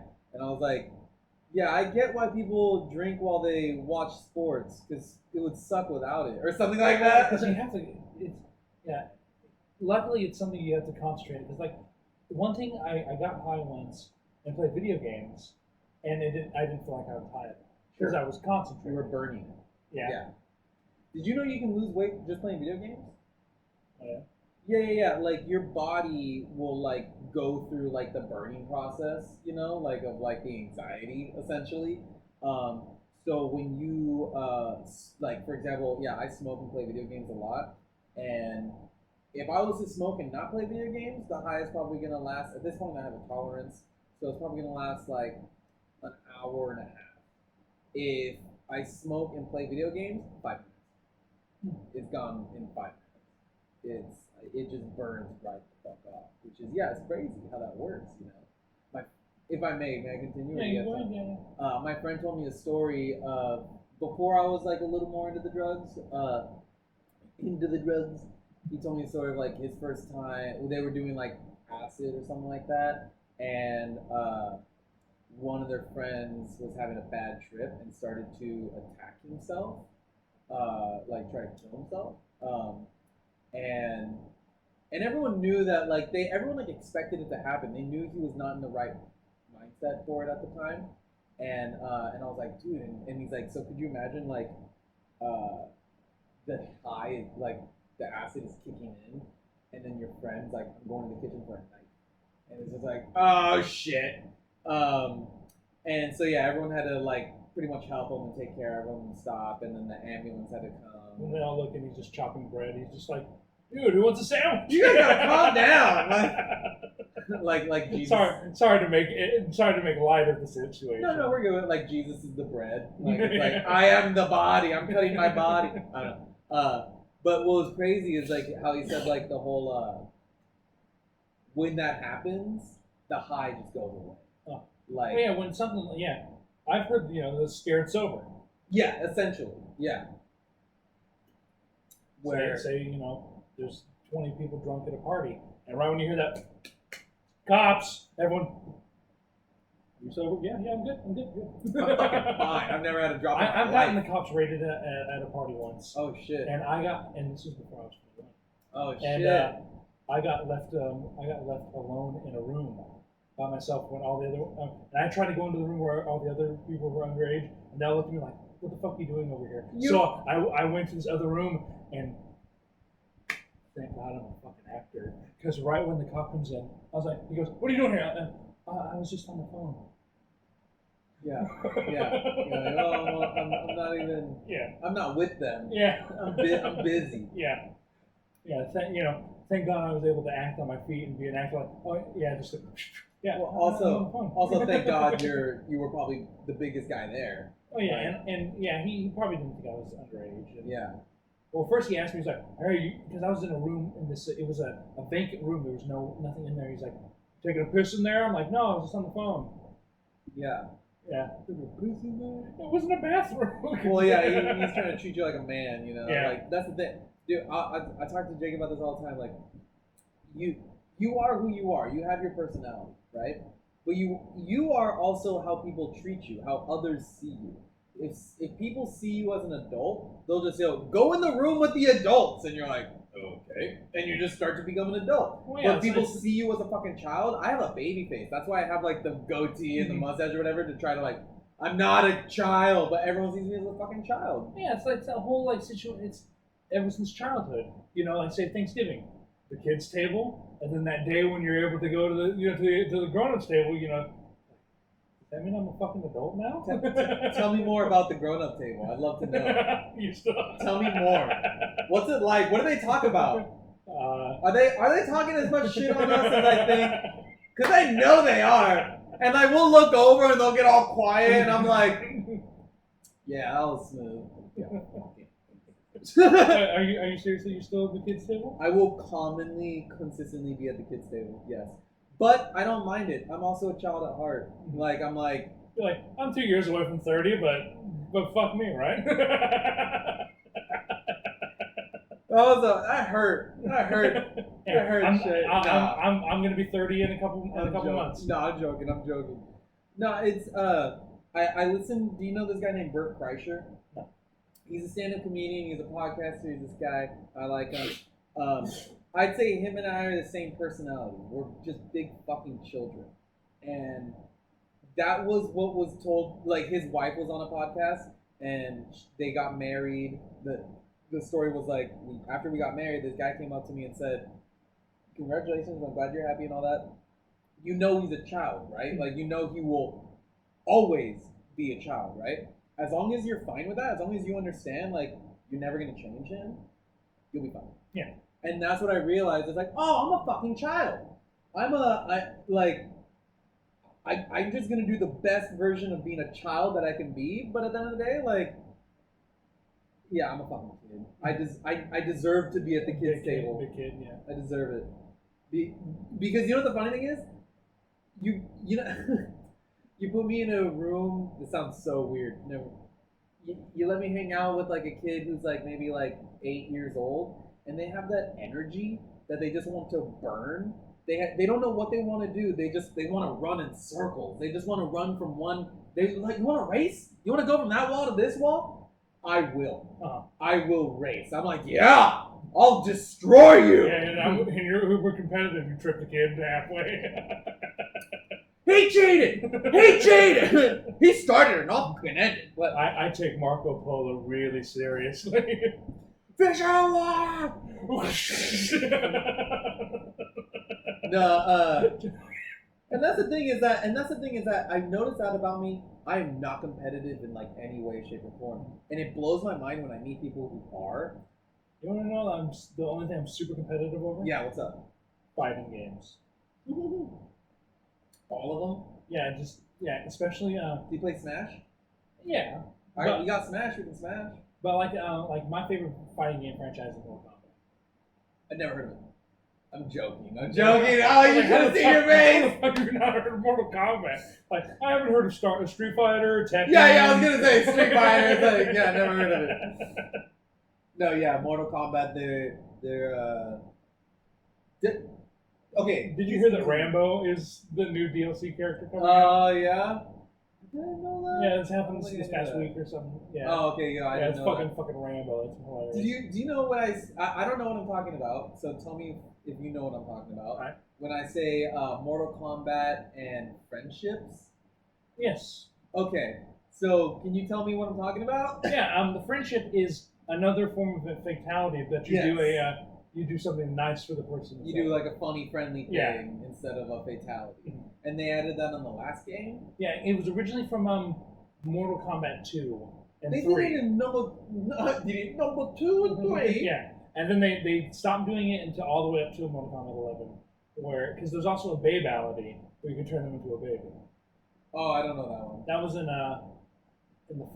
the second game, the third game, and Mortal Kombat 9.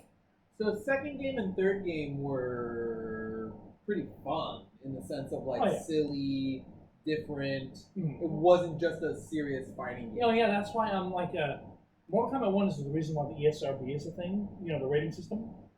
Oh, okay, yeah. So they were making jokes about doing the friendships and babalities, because of everything that was going on. At the time. Yeah, because they're just saying you're the reason for all the horrible things happening in the world. Mortal Kombat. Same thing happened with Doom because the people when Columbine happened, the shooting in Columbine. Oh, the thing the kids were playing was Doom. Yeah, and it's just pure gore. They try to attack video games for so long. Video games is always a scapegoat. Video games and metal, because another one, Marilyn Manson's the cause for all the bad things that happen to our youth. Eminem, he's a come on, black culture in general. Yeah, that's always been a thing because even Socrates. Yeah. He corrupted the youth. Mm-hmm. Yeah. Well, how do you corrupt the youth? With knowledge, because people don't want you to be smart; they want you to be controllable.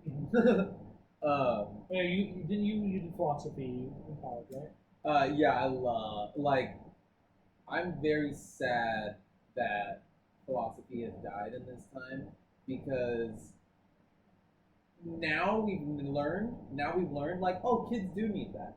kids do need like a moral compass. So Holy you're shit. like, so you'd be happy if just out of nowhere, like the greatest minds is like, we're gonna hold a symposium. Yeah, if I knew what a symposium was, That's I'd what be you know, happy. like Plato and Aristotle and Socrates. That's what those were called. They're called symposiums. Were big philosophy things. Like Places to do it? no, the events were called symposiums. Oh, the event. Mhm. So yeah, when we're like, hey, we're all gonna get together and chat and like kind of like spit some knowledge. Yeah. That's a symposium. Symposium. Symposium. Oh, okay, symposium. Yeah, didn't know that. Bilingual. That's my excuse. I know shit in Spanish, you motherfucker. No, cool. Yeah, if Like Neil deGrasse Tyson. That's what basically TED Talks are the modern equivalent. that's exactly what I was gonna say. Is like now that we have podcasting and you can find like minds that you enjoy, which is like I mentioned, Duncan Trussell and Lex Friedman. They are minds that I really enjoy to listen to, and yeah, if they were going to have a symposium, I would no fucking doubt try my hardest to fucking go there. Like, It would you ever go to a TED Talk? if I knew what the topic was going to be ahead of time, because sometimes it's just not for me, you know. Yeah, like I've watched a couple. Like Kevin Bacon's done a TED Talk. Yeah. And the person who I got into TED Talks was James Beach. Have you heard the comedian James Beach? No. He's this English. He's an English comedian that does stuff with PowerPoints. Okay. Actually, I might have seen his. Yeah. Like his big thing was about the ducks. Where he's like, me and my flatmate. She said you can put something in the bathroom. So I decided to put rubber ducks. And then he just started doing like crazy things with the rubber ducks. He said, please stop. It's funny. I'm pretty sure I've seen that one, but I don't remember it. No. And then also one of my favorite subjects, because I like true crime podcasts as well. Okay. There's this guy whose great grandfather was Herman Mudgett, who was H.H. Holmes. Yeah. And he has this theory, which it sounds completely true, that H.H. Holmes was also Jack the Ripper. Why? How? It's just a theory. Well, no, because when H.H. Holmes went to London at the exact same time the Ripper murders happened.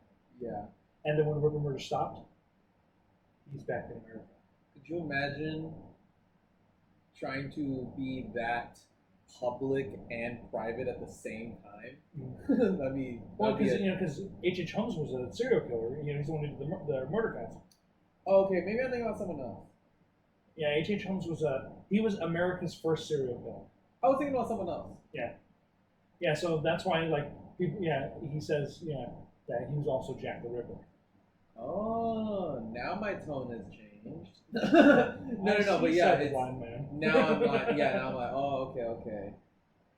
That wouldn't surprise me at all, because H.H. Holmes was a doctor, and in the police reports for the Ripper cases, they say the guy, whoever he is, knows how to use a knife surgically.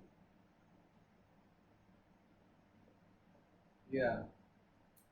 Or I wonder if they were correlated, like in the sense of like they knew each other. Maybe they could have because it's still to this day no one knows who Jack the Ripper was. Yeah. I mean that's with a lot of murders though. I mean he only killed like 4 or 5 people. Jack the Ripper. He only killed I'm not well versed in it. Yeah, that's why I find serial killers fascinating. I mean, it's not like I want to become one. Sure. I don't think it's weird to find it fascinating. They are. Oh yeah, some people, even though he was a horrible, horrible man, find Hitler fascinating. Yeah. No, there's nothing. I don't know how. It's like. Let me also start off with saying I'm finishing this drink and the second buzz is coming to me. Like, so my thoughts are clouded at this point. Yeah, at least it wasn't a tall boy. You went with that michelada that you and Ronnie had. Yeah. That's what I'm saying. It's so silly, like how much like just in one. But I also told you like all I've had today was that one hot dog. So, but anyway, I'm not well versed in them, but I have researched like serial killers, like obviously, been curious about it. For me, I'm more curious about like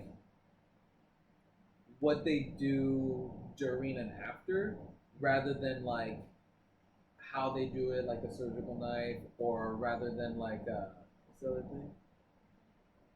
I wasn't sure she was talking on it. I was like, oh shit, the wire. Oh no, because she was like twitching out something.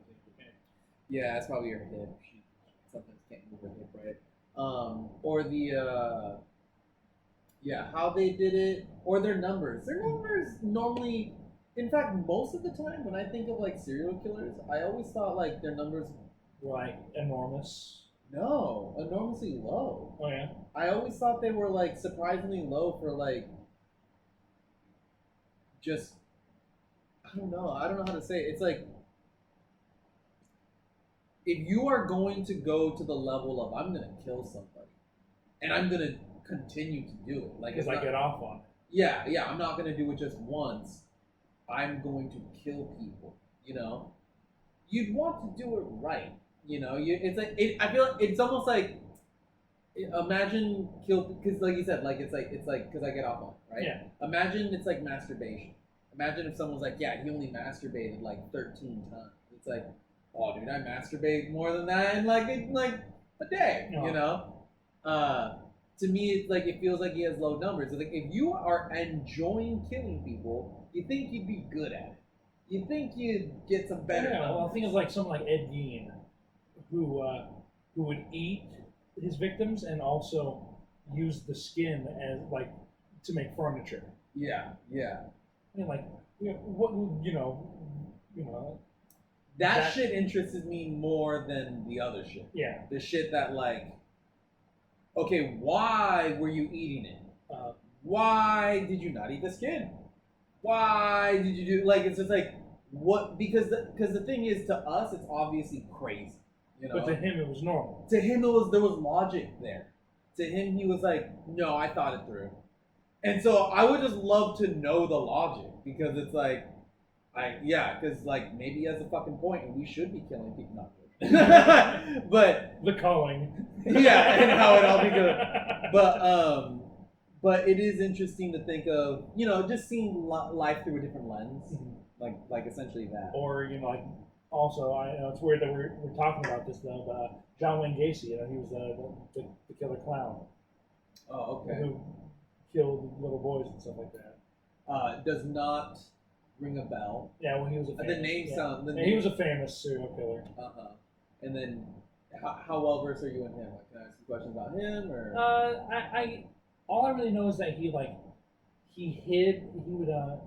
would molest and have sex with them before he killed them. Yeah. And then he put all of the bodies underneath his front porch. Rookie. But he did it as a clown. That's terrifying. That's sad. That may be another reason why people have that clown phobia stems maybe from that. Because I'm one of the people who never I don't understand clown phobias. Yeah, I know, right? I mean, don't get me wrong. Watching It, the new It, Pennywise was scary to an extent, but he's supposed to be. But just seeing a random clown like at a circus, must be, oh god, I can't even go and see it. Oh god. Yeah, it's so dumb. If you were for some reason to see, oh god, what's that movie? Like a clown the same way most people see like a spider, like a big ass spider. Like it's like, what the fuck are you talking about? Like, it's a person acting to entertain and make people happy. Yeah. But they're scared about it. Yeah, I really cannot even begin to comprehend where your head's at, Don't get me wrong, I know there's scary clowns. I know that scary things have happened with clowns. And I'm not saying that yeah, like that whole thing was happening a couple years ago. Oh, the Halloween thing? Yeah. Which here's my brain. I think it was all a marketing ploy for it. I don't know if it was a marketing ploy, but I 100% do not believe that was happening. I believe there was a clown that was hanging out around Vintage Fair Mall around that time. I 100% do not believe that what I read was what was happening. Where they were taking people into the woods and killing them? That's what I'm saying. Is that it's was there one fuckface who maybe did something and maybe brandish a knife and it was literally being filmed maybe, and someone took it out of context. You know, it's like, could this have happened and had a completely different like story behind it? Yes. Where did people go with it? Complete insane. Mass hysteria. Yeah, exactly. So, yeah, I don't know about, but it wouldn't surprise me if like, Because it how do you stopped. word it? That it was a marketing ploy. Marketing ploy, yeah. Because once the first It movie came out, all those just started going away. Once the movie We're done with that. Yeah, Yeah. that's why I think it might have been a marketing ploy. It wouldn't surprise me because now Because it was getting people scared of clowns again. nowadays people that's like how marketing is. Mhm. Because I Like heard the viral campaigns and stuff like that. essentially, dude, I heard about this new thing. So, are you familiar with Twitch TV? Yeah. Yeah. So, and just to get in a little detail for those who aren't. So Twitch TV, you essentially, if you don't have TV, you're gonna go to the site and you'll go to twitch.tv. Oh, excuse me. No.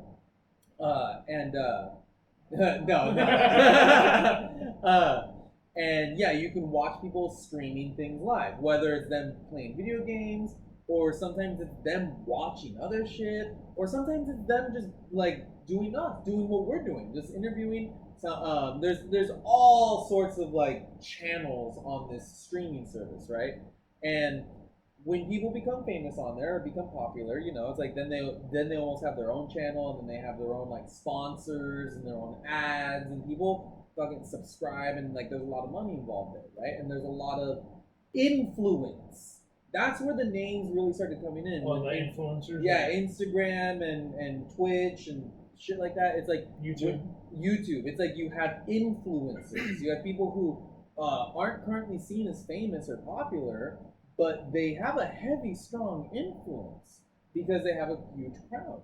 And so what's interesting is that a lot of them, I would say a lot of them, are good people. Yeah. And they try to do good, you know.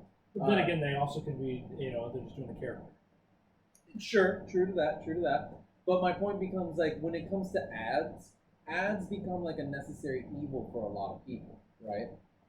And what sucks about ads is that I personally classify them as evil. I don't like ads. I'm not saying that they are evil and there's no good to be done or anything like that. You can make money off. Yeah, it's not like that. It's just like I personally my friend's getting into ads, and I told him I'm like, it's fine if you do, but just know you're the bane of my existence. Like you're like you. I hate every moment when your shit's turned off. Like your art is hell to me. But my point becomes with these Twitch streamers, they get sponsors and they get ads, and they'll turn people down. They'll go like, no, I'm not about that. I care about my influence that I have, right? Do you know about the donations? You can donate to like a streamer. And Yeah, like the Patreon and stuff like that. yeah. Have you seen the live donations where you can like leave a message? Oh. That's what the sponsors are doing now. They'll leave a $1 donation, and it's a live donation, and they'll say like, oh, I really enjoyed my 50% off burger at Burger King yesterday. You should try it too. Like, it's right now available. And then they'll donate $1. So you just hoard yourself out for $1. You know? And really the buck was for the fans. Like, it's anyone who wants to pay $1 and be on live TV or whatever. It's like, fuck yeah, go you, bro. Thanks for the $1. You know, but then the sponsors are paying $1 to whore you out, and you don't even get to say yes or no. I've seen the most I've ever seen anybody get during a Twitch stream. I saw someone that was this YouTube channel called Maximilian Dude, and they do fighting games. And someone donated $10,000. Oh, you always wonder if like that's like a friend like doing something or something. I don't know, but yeah, I couldn't imagine. It's like I just got $10,000. I've got half a year's salary for playing a fighting video game. You know? I mean, I've seen like clips of people getting like crazy amounts and shit, but I've never seen it live, you know. I remember one time I did get to see, I'll give a shout out for, I believe her name's Queen Babyface. But I have a friend that I used to work with who's a Twitch streamer now, and I jumped on her stream. She just plays video. She does a lot of stuff. She'll do makeup tutorials. She'll do video games. She'll do talking. Um, and I one time jumped on her stream to check it out, and I watched her get raided. So that means and it wasn't a normal raid. It was like some other guy in like Germany or some shit saw her stream and thought she was cute and was like talking to like the street, and his entire message board jumped on her stream and started to communicate them and like, hey, he's interested in you, and like, and she's like, and so there, and but what was cool is like she ended up getting subscribers and she ended up getting like essentially paid for it, for doing her thing, for just doing a live stream that day. For being pretty. For being pretty, yeah. She's extremely fucking cute. Her, yeah, she's definitely she will be successful with the stream, but just like all things, it just takes time. It just takes time. Right now, it's not her time yet. Just be patient. Be patient. Be patient. Because that was the thing. We chatted a little bit afterwards, and I asked her how she's doing. She's still working where we worked, and doing the stream, so that's obviously a lot to do. But she's already wants to buy a streaming house. Do you know what streaming houses are? Essentially, you can literally buy a house, it's not like a special house, like just buy a big house and put a streamer in every room, and collectively the money that will come in from all the streams will pay for the house, the rent for everyone. Yeah, there's lots of sorts of houses like that, and it's almost like a communal house. Oh. And yeah, so she mentioned that she's thinking about doing like a streaming house in California. So that'd be crazy. Anyway, good luck for her. Good luck for her. Like I said, it's not your time yet, but it's coming. She's gonna do so well, dude. And it's like I said, like some guy from Germany was already hitting on her. Like she's cute enough to. She's cute. Dude, this is the best part about it. She's cute enough to get away with her looks alone. She's also a fucking badass. Like, those like smaller petite girls who are like tough, who are just like, I don't give a fuck. Like, that's her. Yeah. Some of them are kind of like fragile, and those are nothing wrong with them, but it's like it gets kind of old quick, versus the ones who are like, let's go, let's do it. So yeah, she's a fun one. But yeah, dude, we're all trying to do this online shit now, man. Yeah. She's doing the online stream. I'm trying to do an online podcast. You're doing your podcast. Like it's insane because it's the new norm. It's the way we're growing up. Yeah. We're growing up around the internet, and we see people making money using the internet. Especially when there's not a lot of jobs going around right now. Letting you know, if you need a job, if you just need some money in your pocket, you can just go to a temp agency. Yeah. That's what I did because where do I start this? I'm probably going to Mexico next month, and I don't know for how long. So obviously I need money in my pocket, and so I told them, I was like, hey, I don't know how long I'm gonna be here. I just need a job for a little bit. Can you help me out? And they're like, yeah, sure. So they're just throwing me in like some factory job. But I hope you're safe. Yeah, thank you. I love it there. It's so fucking amazing there, dude. It's not last time, but like a couple times before, I spent like 2 whole months there, and that was the first time I did it kind of like alone. Best time of my life. Yeah. Best time of my. I've been happier here. I wasn't as happy there, but it was because that's why I was there. I wasn't happy. I was trying to find myself, Here, I finally found myself. Here, I'm finally like settled down. I'm a lot happier. So you went the Dave Chappelle route? Yeah. I had to get away. I had to go away from it. Dude, and I wanted to bring him up earlier. We were talking about stand-up comedians. Yeah. I love Dave so much.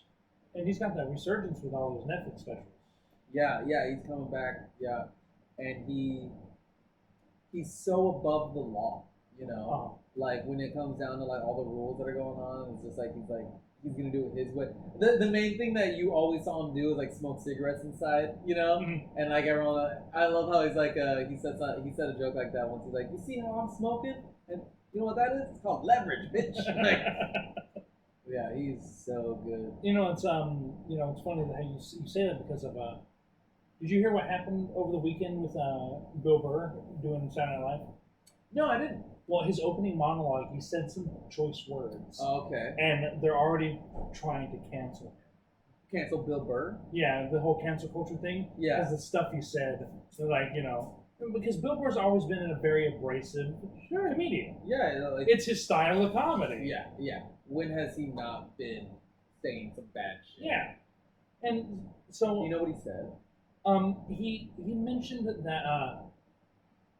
that he was in Boston in June, and he was just like, he's like, I noticed there was a whole bunch of people around, which is packed. No, he's in New York. He's from Boston. He went to New York, and he's like, it's just fucking packed. And I've never seen so many people in my life, and I was like, I went to a person, hey, what's going on? Well, it's Pride. I didn't know what that meant. I was like, well, what's that? And he's like, gay pride, it's June. And that's why I noticed, and I looked at it, and I was like, oh, men kissing, rainbow flag. And then he mentioned some stuff like that, that pride doesn't need to be a whole month. Oh, okay. And also that, like, he mentioned about black people that, the gays get a full month. Black History Month's only 28 days, and it's all cold and everything like that. And he said that they're that's funny. He says the equator people get one of the coldest months out of the year for their month. That is funny fucking shit. And then people there were uncomfortable with it. Yeah, that sucks. That sucks because it's like I was saying earlier about the South Park thing. It's just like, oh, we can live in a world that accepts this, but the moment I show it to you, you get mad at me. Uh-huh. You're the one fucking do it, But yeah, I'm not classy. I'm not classy in the sense that I can see the injustices, but I can't call them out in a classy way. Where Bill Burr, he's just classy enough to see the injustice and then make it funny and make it classy and just like, that's a good fucking point, Burr. But me, I'll just go, oh, come on, that's not it. Yeah, I'm not even gonna go there. You digress. I've learned how to, I'll say that. Yeah, Yeah, so, I hope he doesn't, cancel culture, doesn't grab him just because of some words he said, because it'd be stupid. And what's really stupid about it is, have you seen Ep.6 for Family? No. I heard it's a funny show though. I didn't like it at first because I come from a broken family. And so it hit too close to home. Having and I'm gonna throw it out there, I don't care. Having a very aggressive father, that father in the show rung too close to home for me. And doesn't Bill Burr voice the guy from Ep.6 Yeah. Family? Yeah. And it was I did not like the show because it was not funny to me. It was too real. But finally, once I realized, okay, it's not about me. They're not talking about me. Stop making it about me. Yeah, it's just like, this isn't the Nallen household. Yeah, exactly. This isn't look at how you thought. It's not that I'm shaming myself and I'm blaming them. And so I realized how to enjoy it, and it's a really good fucking show. It's a really good show. It's but maybe it's not your time. Maybe it's a different time. Have you seen? Or I'm ready to. I was gonna change the topic a little bit. Yeah, segue. Yeah, I was gonna segue. Have you seen Midnight Gospel at all? No, never heard of it. Never heard of it. I'm obsessed with this show. Who's in it? It's that guy Duncan Trussell that does podcasts with Joe Rogan. He essentially has his own podcast, and he would interview people, and then they picked certain interviews and animated them. The animators is the guy who made Adventure Time, who animated Adventure Time. Have you ever seen Adventure Time? It wasn't my thing. Sure. It wasn't my thing either, but now I've really gotten into it. It's really good. But the whole thing with Adventure Time, especially the visuals are very crazy, very imaginative, very magical, very vibrant, but very magical, very like psychedelic almost. And that's why I heard when it first came out. Like I remember all these guys in college we watched because it's like this is prime stoner material, bro. Yeah. It's because they take the norm. You have the norm, and it relates, and then they just blow it out of proportion. They do these crazy things, and you're like, whoa, what did I just watch? But anyway, the animator animated some good podcasts that Duncan Trussell had with some people, and Duncan Trussell is, I believe they call them psychonauts, which are pretty much people who psychedelic enthusiasts. So like a lot of his conversations are very like existential, right?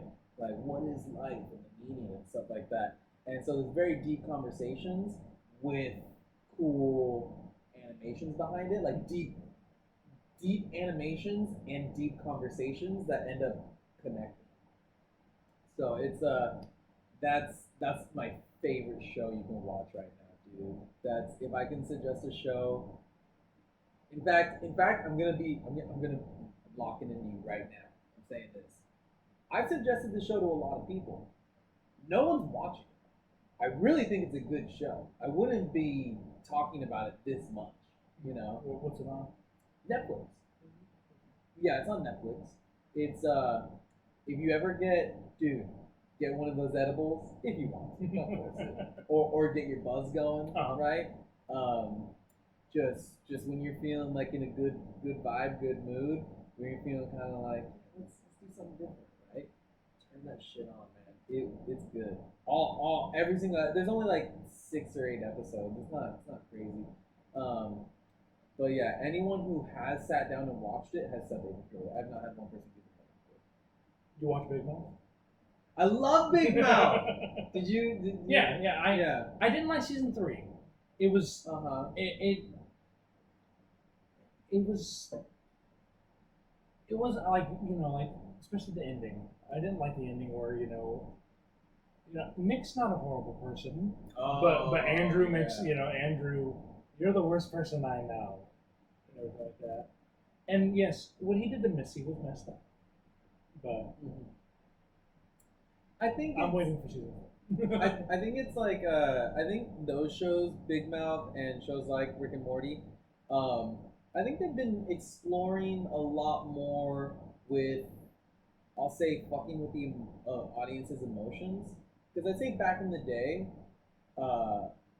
they had to really appease the audience, make them happy all the time, But now that we're like in binge culture, it's like we are emotional creatures. And so I feel like they have been diving deep in the depression, the bad days, and when shit sucks and it sucks, know? Versus like I think shows back in the day were like, every day's a blessing, never have a regret. Well, one of these dark. That made me think of I'm coming, Elizabeth.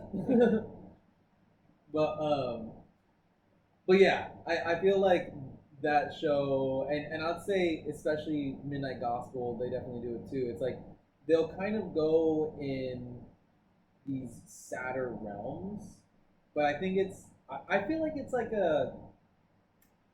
what can you watch nowadays that does do that? Because almost every show is like happy-go-lucky, So it's like it's kind of like nice to see a show that's not. It doesn't feel so fake, It just feels more genuine. Because it's like, yeah, life kind of sucks sometimes.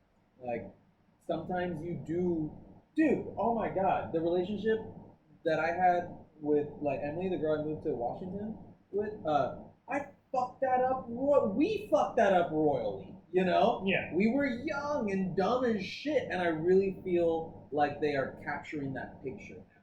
I feel like that picture is being captured more where it's like, back when we were kids, you're special, you're different, you're unique. It's like, nah, you're probably a big fuck up like everyone else. It's like, you're going to make a lot of mistakes, But I don't know. Just, Perception. Yeah, I get you. We did the soda. I have a. Deal.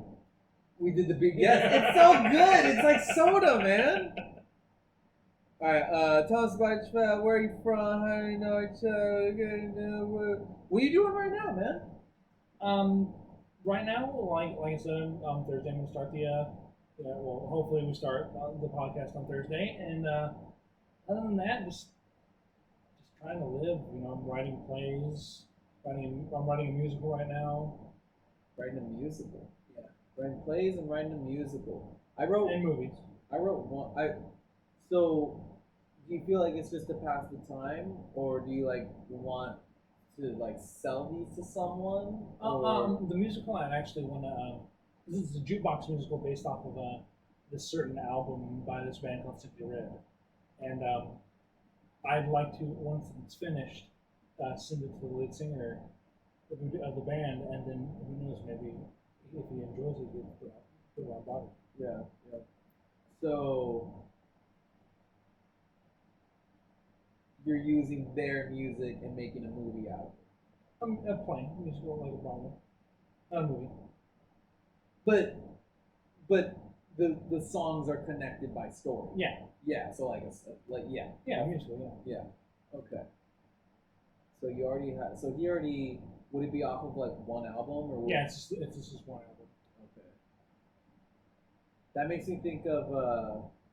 I got to see Cirque du Soleil. You know them? Mm-hmm. I got to see Cirque du Soleil do the Beatles. Beatles Love. Yes. How do you know about that? I have the album. Oh, cool. Okay. I think I had. Yeah, I have a souvenir cup from it. I keep all my pens in there. But yeah, I got to see that live, and yeah, that's what I first think of is you first have the album, and then the story comes later and all that. And yeah, it's so fucking beautiful. So I like that because you're listening to the music first, and then you're painting the picture. You know, I think sometimes the picture and the music try to be done at the exact same time, and it changes the art. So yeah, writing stuff. I have really bad writer's block right now, but I'm trying to beat it. Yeah. Writer's block. I'm trying to think, how would I beat that? What do you have? Do you have a strategy? With me, it's just I'll have it for a long time and then just pick it up, and because I'm the kind of person when I write, I don't do outlines. It just comes. Start writing. Yeah. Speaking of which, I know this maybe it should be a private setting, but I'm pretty old. I had this movie that I wrote, and I asked Jake. He's interested in it. There may be a role if you're down. Would you like to read it and maybe be a part? Yes. He's an MC of an open mic night. Yes, I'd be very. Okay, yeah, I'll send you the script. I will write it down and hold you to it. Yeah. It's all open mic night.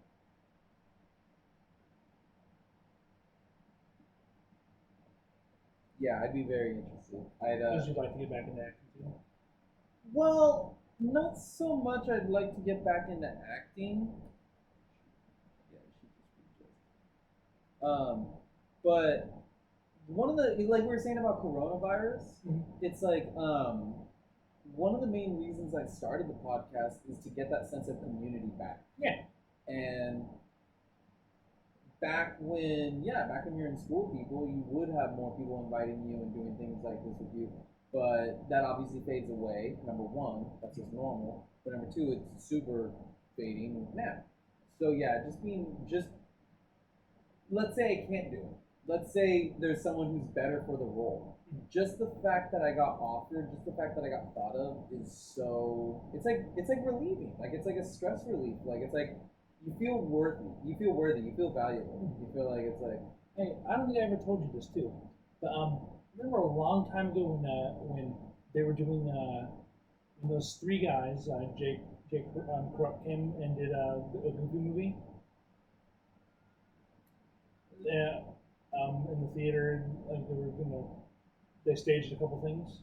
I think I remember that. Yeah. See, I was gonna do a similar thing because I wrote a stage adaptation of The Mask, Yeah. and I wanted you to be Stanley in The Mask for the scenes. Who? Stanley, the actual Jim Carrey's character. But then Mills said, "Oh, you can't do it." So I would have done it. I would have done it too. I've been not to sound like I'm trying to brag or put my pat myself on the back, but like I've been referred to as like very similar to Jim Carrey. Oh, me too. On many, yeah, I can see us being Jim Carrey esque. Ah. So yeah, that's actually that was my first thought when you said like, oh, I would have had you do it. I was like, I would have had you do it. We always want to have someone else do it. Oh, they would have done so much better, you know. Yeah, I think it would depend on mood too. I feel like we should both do it. Yeah, we should both do it. I mean, I wrote it so long ago. Like, if I rewrote it, because I think I probably should rewrite it because it'd be really cool to do The Mask, a stage adaptation of it. I was just telling you right now with the thing that Ronnie invited me to.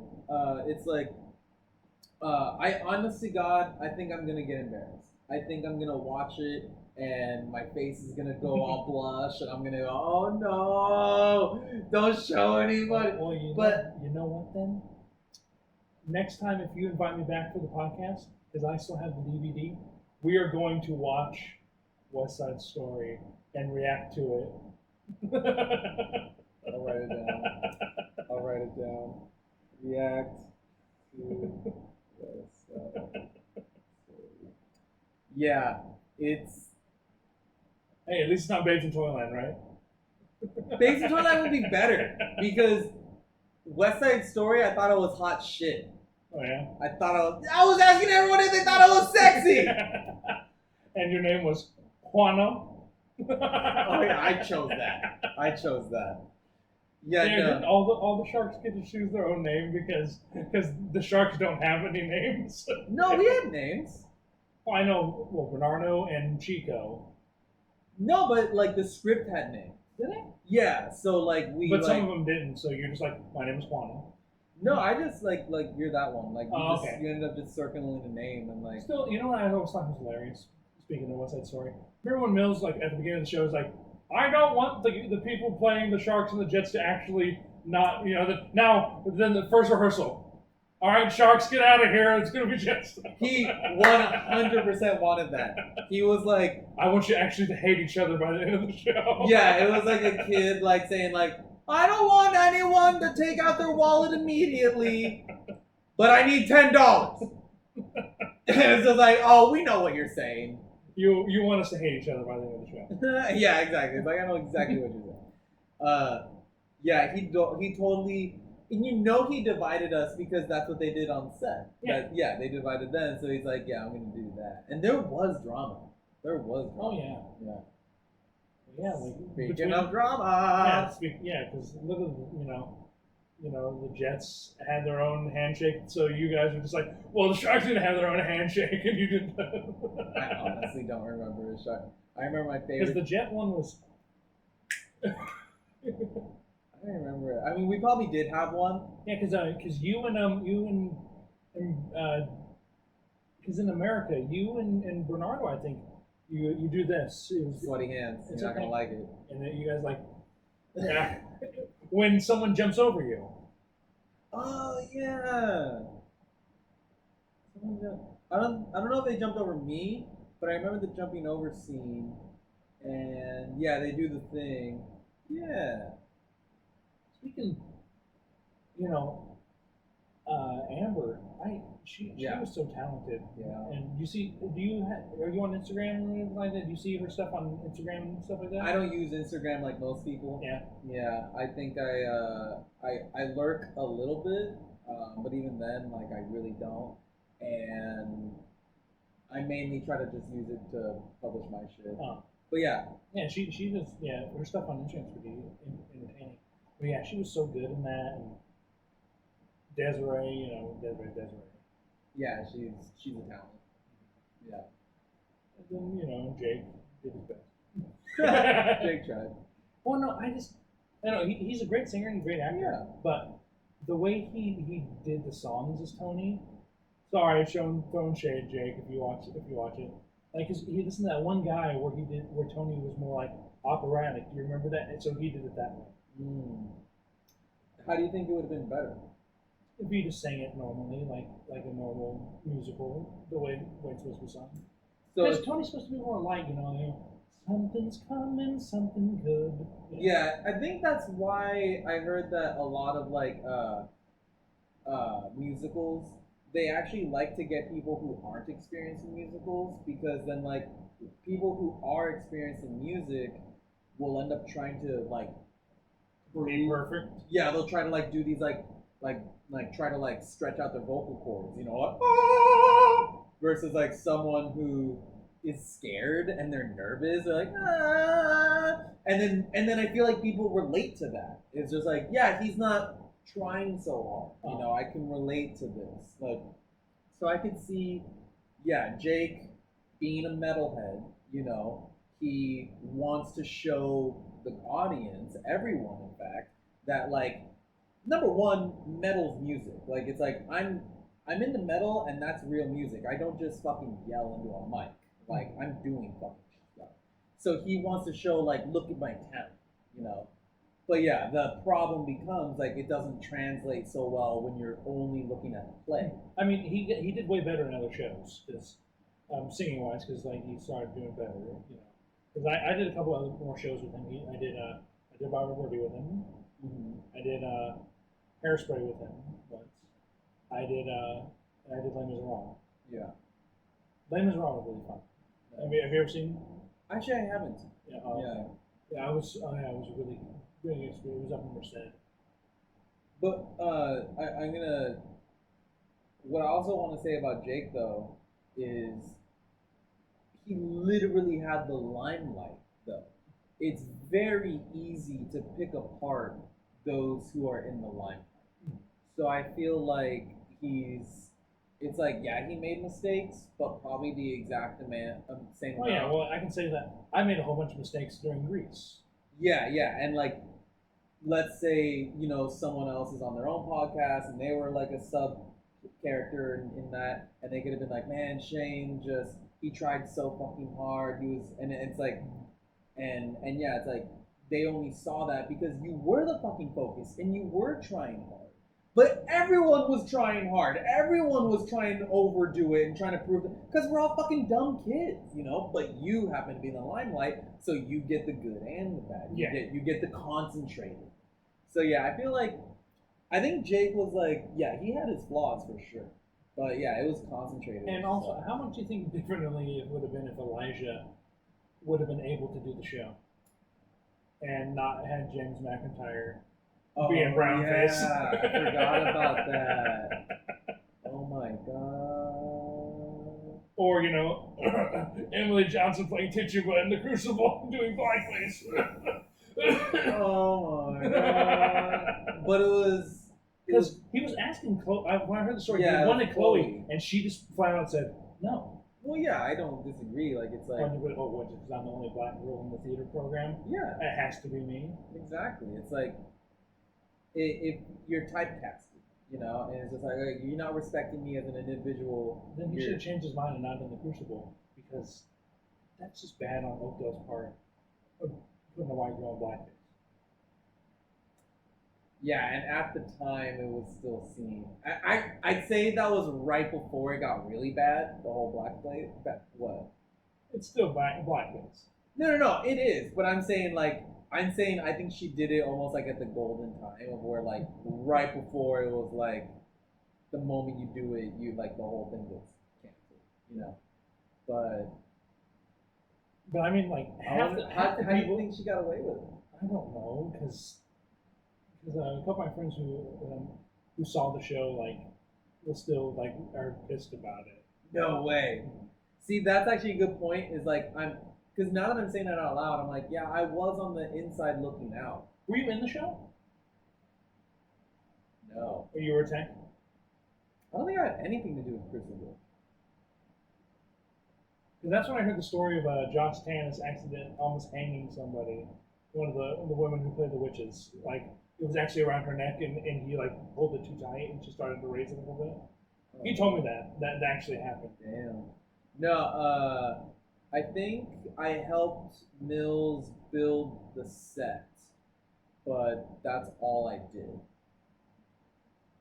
That was the same year as Aladdin, right? I don't remember, but yeah, it sounds Because right. Jake was John Proctor, so yeah, it was the senior year, yeah.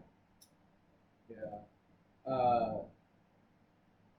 think, because I remember like being involved with so much, but that one I'm like, oh, now I'm remembering backstage, and now I'm remembering the fucking tunnel that we built in the back to like be able to crawl. The makeout tunnel.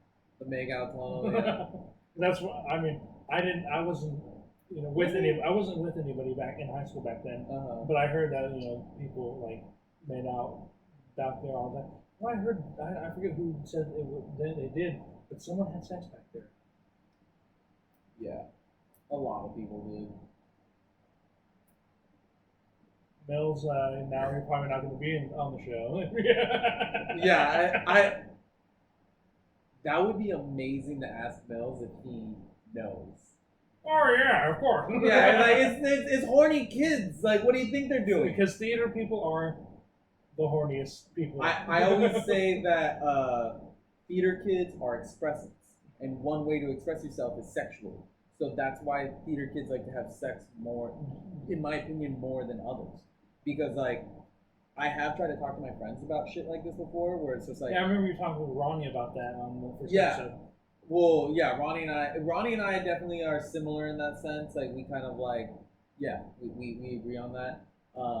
But some of my other friends, like, 100%, like, it's, to me, it's almost like they have no sex drive. Like, it's like, what do you mean you don't want it all the time, 24/7? Like, it's like, are you a man? Yeah, but they're just like, dude, it just doesn't do it for me the same way it does it for you, man. Like, I don't need that. And I'm like, I just don't get it. I'm just so frustrated with you right now. Like, and I finally chalked it up to like, oh, okay, I'm expressive. I like to express myself, and that's why I got drawn to theater. And so I bet a lot of theater kids are the same way, and so that's how I got drawn to theater. What's up? Getting cut from the basketball tryouts. That's interesting. Yeah, because I didn't make the basketball team. I was just like, I don't want to be that one kid who just does nothing in high school. And I was like, hey, Grease, I know that movie. What the hell? I'll audition. But I get the fucking lead. Wow. That's great. And that's been the rest of your life. So yeah, that's it. It's been my life, yeah. That's crazy, man.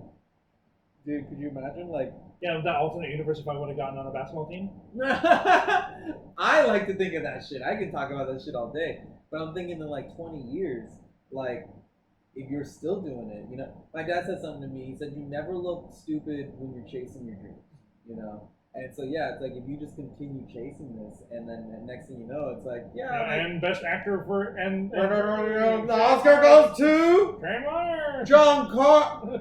Shane Meyers. Shane Meyers just right over. But yeah, it's like, just imagine like doing the speech of like, where did it all begin? Where did it all start? What sparked it for you? And it's just like, I didn't make it for basketball. Yeah, but you're so tall, Shane. How'd you not get in? I know, right? I know, right? For me, it was. I mean, I was good, but I do have this one. I have an overlapping heart valve that makes me get tired really fast. So I have lack of hustle. I think that's part of the reason why I did it. I have tendonitis, and that just sucks. I'm not good with any sort of physical activity. Was it swimming related? No, just being born. I think it's because I'm a preemie, so like my body didn't develop all the way.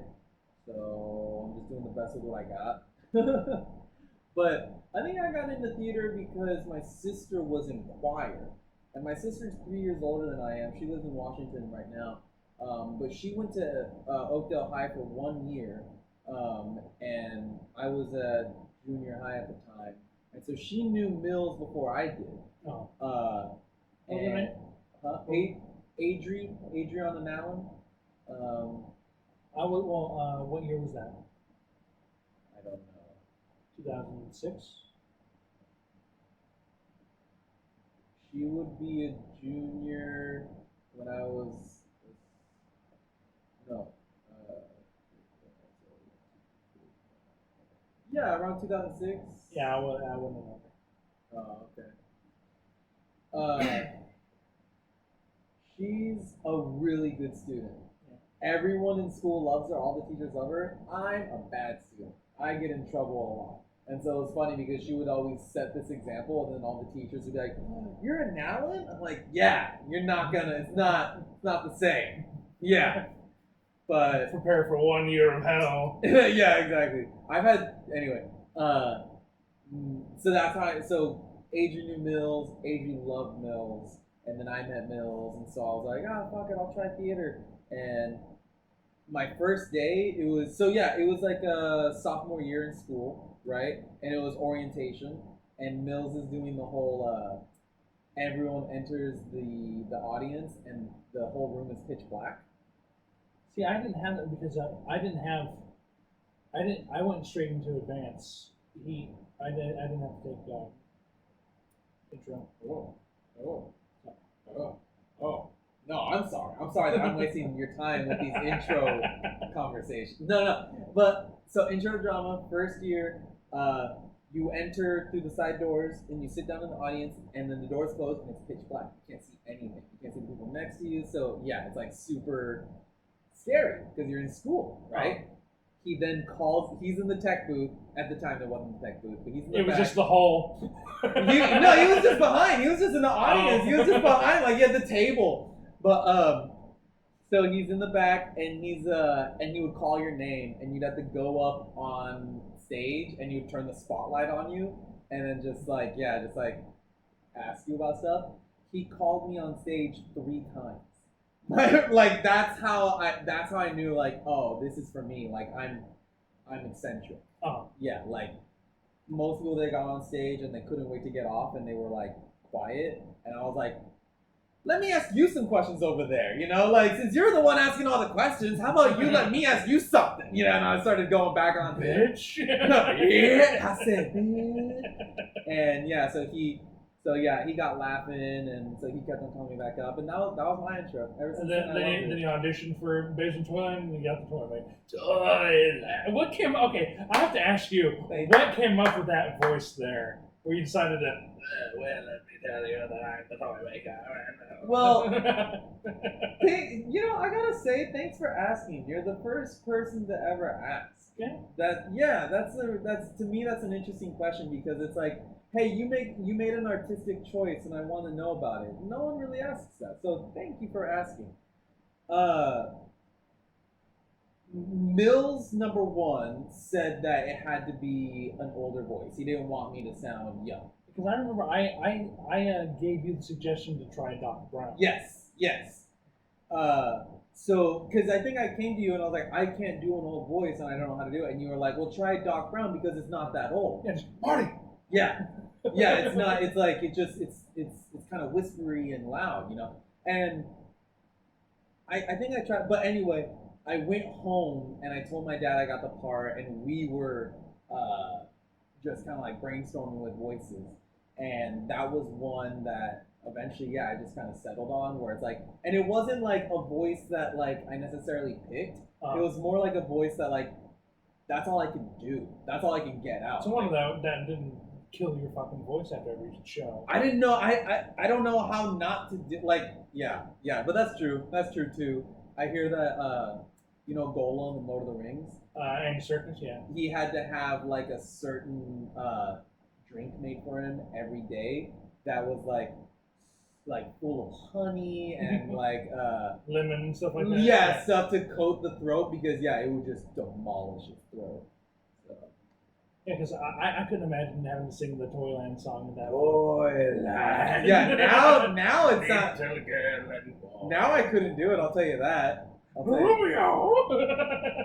My favorite part of that is when it's like everyone does the shh, and you just slowly see it go like and then I go shh to nobody, and then like you shh, and it just goes right back. I forget who's the main Mistress Mary who played her. Mistress Mary. The main girl, because the song that I think Annie.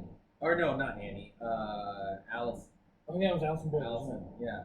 Dude, I take it back. My favorite thing about that play, my favorite was it only happened once, and Jake Crothers was the evil guy. Yeah, Uncle Barnabas. Barnabas, I love you so much, thank you. And I was the toy master, and his two henchmen were Chris Keys and Jordan Hilmer, and they were. God, I don't know how I want to say this story now because it's being recorded. Anyway, at one point in the play, their job is to hold my hands behind my back, and they're both doing it, and like they're acting, they're like, and I'm like, and I decided to fuck with Jake, and he grabs my clipboard that has the secret to making toys come alive, right? And in the play, he goes, "Is this it? Is this your secret to giving toys alive," or something like that? And then on the paper, I wrote on the last show, I wrote like, "I'm a faggot" or something like that, I'm gay or I'm a homo, I don't know. Just like, one side is a big dick. Yeah, there's a big gay joke, right? And I'll never forget, because like I'm sitting there and I see him going for the fucking paper, right? And he's like, here it is. And he opens it and he sees it and he just goes, and then he turns to me and he's like, okay. And he opens the page. Is this it? Is this the secret to your life? And do you like him? And it just says like and now I'm dying. Now he turned the trick on me, yeah? And so I'm like, I'm just turning red. Jordan and Chris are both hiding behind me because they're dying. Yeah. They're like, oh my God. And he's just shoving it in my face. And I'm done. And yeah, it was the last show. And the last show, you always got to do something for you guys, Only in high school, because if you do that in college, you get fucked up. Yeah, I think I would do it anyway. I'm one of those assholes who, in fact, I'll show you a show called The Goes Wrong Show. It's really good, and it's all about it's all about plays. And there's this one actor who makes everything about him all the time, but there's a level of art to that. There's a level. Well, yeah, like I also remember during Noises Off, the last performance where Jake Corrupt, Brandon Mills, and someone else all came into Selsden at the end of the show. Yeah, yes, that was so funny. That was a really good one. They had a lot of fun with that one. But I even think of like me moonwalking on the choir. That was okay because it was fucking. Exactly. Dated. There's an art form to it. There's an art form for doing things that like we did this for us. Cause yeah, no one knew like the I'm gay thing, but we knew. Yeah, unless Jake just goes, "You see it?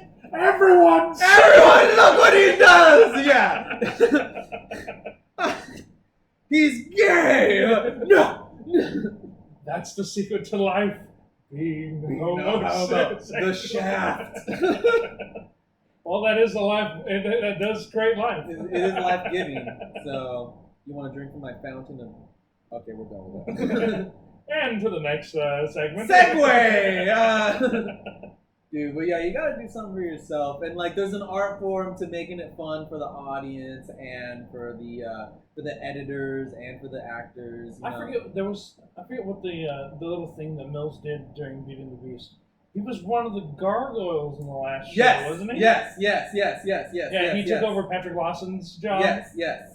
How the hell did he fit in that damn costume? I don't know, but that was like my introduction to Mills. Oh yeah. Like so I was like, this guy's pretty fun.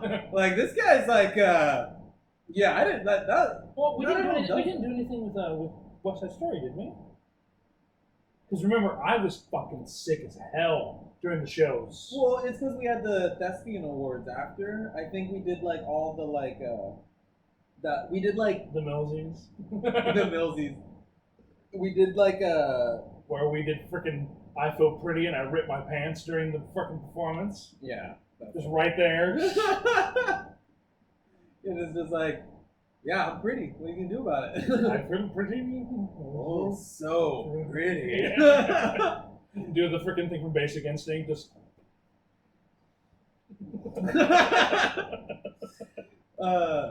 Yeah, I don't think we did anything for West Side Story because it was so big. And it's also such a sad show at the end. It was such a big show too. Yeah, exactly. Do you remember the reason why Sam Townsend passed out backstage? Sorry if you're watching. Nothing to be apologized. Like it's real. Because she passed out right after America. It was one of the last shows. Remember, you guys got off stage and then she just went and she just like collapsed. I don't remember it. I do remember one time. I mean, I don't want to change topics, but I do remember her friend Lauren. Yeah. Lauren Fields. Yeah, Lauren Fields. When she was one of the wolves in Beauty and the Beast. That was Alyssa Macy that got messed up. Oh, Alyssa. That's who it was. Alyssa, not Lauren. Yeah. I mean, sorry, Alyssa Ficus. She's married now. Yeah, she was so fucking. She did ballet, right? Dance. I don't know if she did ballet, but she did a lot of dance. I remember seeing her dance. Yeah, because Lala, like, when she jumped at him and he just boom and she just fell, right? I think it was like on top of like. No, I think he threw her onto. And she twisted her ankle. I think he threw her onto like the set on accident, and so she just hits the set, and yeah, she literally was like crawling back. And I remember, yeah, because she had to go being Babette, the feather duster, and a couple scenes later. Dude, but and that was the thing is I remember like because everyone crawls off, you know, like because he defeats all the wolves. Yeah. But I remember like watching it and thinking like. That's not acting. Those are tears in her eyes. Yeah, that's real pain right there. And yeah, I had but that was, yeah, there was it was crazy shit that could happen, man. You're definitely dealing with a lot of people, but I hate that I don't remember Sam passing out because there's a part of me that like when you say it, I feel like I remember it. But no, it doesn't ring a bell, sadly. Well, not sadly, I know. Can you think of like your worst? Being sick during West Side. Yeah. Because towards the end of the show, remember I was like, boy, crazy boy. Well, I lost my voice, remember? Yeah. Because Patrick Lawson coughed in my face right before the show starts. Damn, when the show starts. And I had like a lot of scenes with Patrick too. But he was just getting over being sick, but he was still contagious when he coughed in my face. Shit, he could have gotten me sick. Well, I could have gotten you sick from because me and you fought at the beginning of the show. Yeah, so Patrick and I fought. Yeah. Yeah. Where I grab you and throw you up against the wall. Yeah, and then like do the and the fakest headbutt in the world. If you've seen the video, I'm literally like this far from you and you react. Yeah. I remember Patrick and we at one point decided like full contact.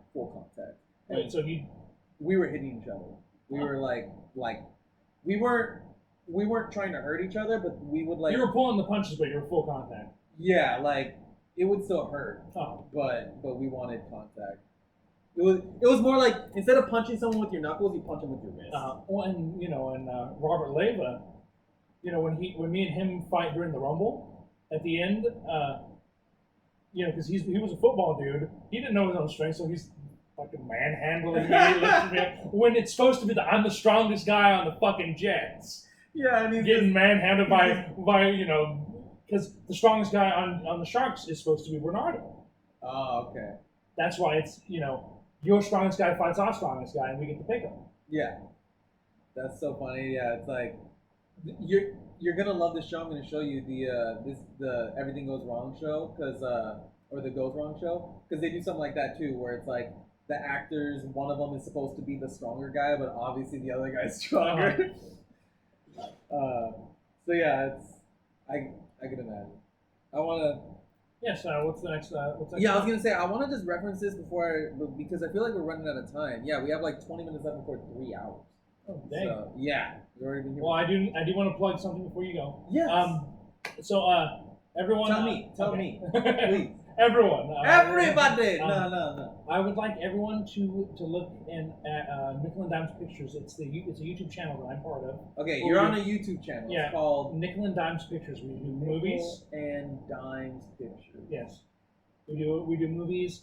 We just released a new one called The Book a couple days ago. So if you'd like to write that down so you can watch it yourself. So okay, Nickel and Dimes, and then pictures, and then or if you can't find it at first, we're the third if you type in the name Oakdale Blood. And everyone, please, who's watching this, like, comment, and subscribe. Yeah. So this YouTube channel, it's a show. That's not a show. That we just do movies. We do short movies. Run it by through, like, literally do it all over again. Like, tell me the whole idea one more time. Like, okay, we do different styles of movie. We do comedy, horror. We have a series called the Central Valley horror anthology, where it's just different types of horror movies that take place in the Central Valley. We have a movie called Dodge Brawl, where it's a dodgeball game movie. when you say movie, how long is it? Oh, the longest one's 20, 25 minutes. So, like, short film. Yeah. Short. So you have a YouTube channel dedicated to short films, and the short films can range anywhere From 7 to 25 minutes. and, like, the topics are It differs. always differs. And the channel's called Nickel and Dimes Picture. Yeah, for my friend started it, Nick Salvucci, who I mentioned earlier, who got us the doors. Oh, nice. Yeah, and I'm the public relations guy, Okay. so I go out there and talk. Try to Yeah. get the name out. Uh-huh. Yeah. Excuse me. Nickel and Dimes Pictures. So what's the last thing you updated on it? Just a few days ago, we made a horror comedy called The Book. A horror comedy called The Book. Horror comedy. I love, like, okay, you want to tell me more about it? It's about a group of like college kids Yeah. that go into a cabin, and we find the Necronomicon. It's like Nice. It's just like, we keep saying not to read the book, but like people keep reading it. Just get Yeah. tied to it somehow. Yeah. I love the Necronomicon. I love comedy horrors, especially when done correctly, And are you familiar with Cabin in the Woods? Yes. Yeah. The most meta horror movie of all time. So good. Everyone So thought good. Scream was the most meta horror movie. No, Cabin in the Woods is the most meta. No, that one's really good. But the thing is, so many people hate that one because it's too meta. People aren't ready for it, Yeah, I will definitely. I will gladly check you guys out. I'll gladly give you guys a subscribe. Nickel and Dimes Pictures. You can also look up Oakdale Blood, and it's the third one down. And yeah, it's just gonna be short movies, anywhere from 7 to 25 minutes. And your last one was how long ago? We just released it like 2 days ago. 2 days ago. And so you're like, do you know what you're doing next? Yeah, our director is editing the last one we filmed most recently a couple months ago. Nice. Yeah. That one's it's a shootout film. Editing can take a minute, dude, but nice. I'd love to try to be a part of it, try to help you guys out, because it would also let me learn, because I'm trying to do like this whole studio by myself. And Well, how about for the next movie, I'll throw your name into the mix and stuff. please do it. Yeah, even if it's a small thing, like I'm kind of, it's Corona. We just want to hang out, socialize. I can actually I'll make a Facebook messenger like group between, so you can meet Nick and stuff like that. Great. Do message. Okay. Is that your only plug right now? Needle on the Vine. Needle on the Vine, the one we started off on. Yeah. Which I also want to be a part of that. I want to help. Well, I think Jake's gonna be better, but I'd still love to be. Can I be I want to be a guest on the show that just listens. I want to be an audience guest. We don't know if we're gonna do guests yet, but I'll keep you guys posted. For sure, yeah, please, because I do want to listen to you get like just right now listening to you talk about music. I was like, that was enjoyable. Like that's a fucking podcast, you know. But yeah, so I'd love to try to help out with that in any way, shape, or form that we can be involved. And then I'm thinking about making another podcast. It, uh, it would be it's kind of movie and TV based, but I'm still thinking about it. Movie, TV based kind of podcast. Yeah, that's what I love about mine is the whole point of mine is an open platform. It's tell me what we can't do on here. You want to get naked? Let's get naked. Yeah, You know, well, you want to say mean jokes. You want to say racist jokes. You want to do religious stuff. You want to do drugs. You want it's like I don't care. Have fun. You want to make a movie. You want to do. Ronnie and I talking about doing the song. We're talking about doing it on here. oh yeah. Yeah. So it's like who knows? But that's the point. Is that like we can do anything. In fact, I'd love. You know, it'd be cool one day. Just a random thought. Let's say this podcast picks up a little traction, and your podcast, the music podcast, picks up a little traction. Do a collab. Yeah, like a collab, like a crossover, like have you come on here and talk about music, and then I'll go over there and just try to socialize more or something like that. That'd be fun.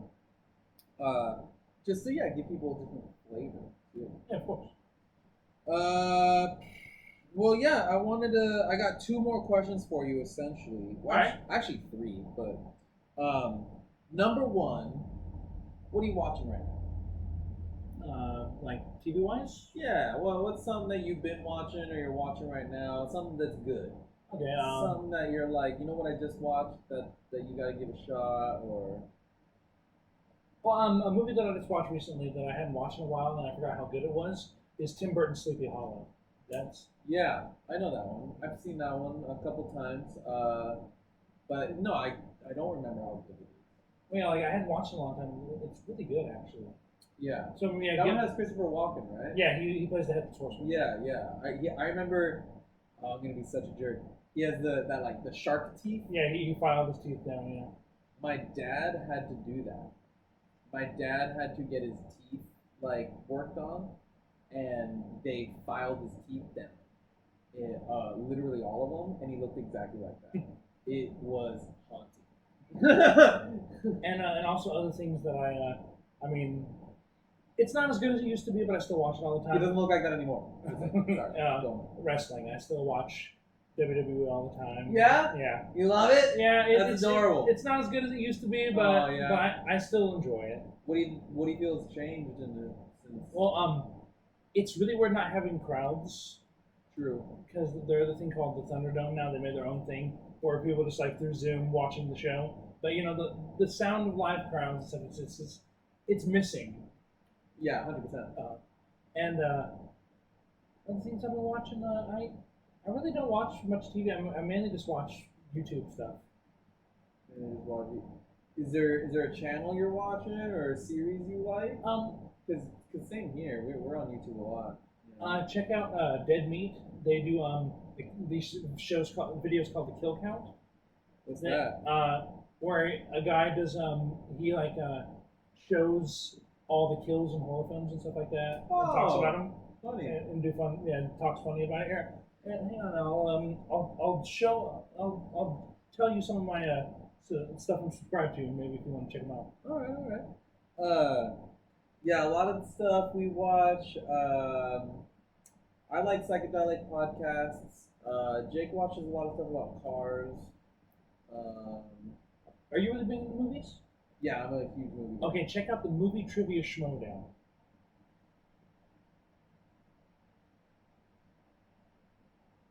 Schmo.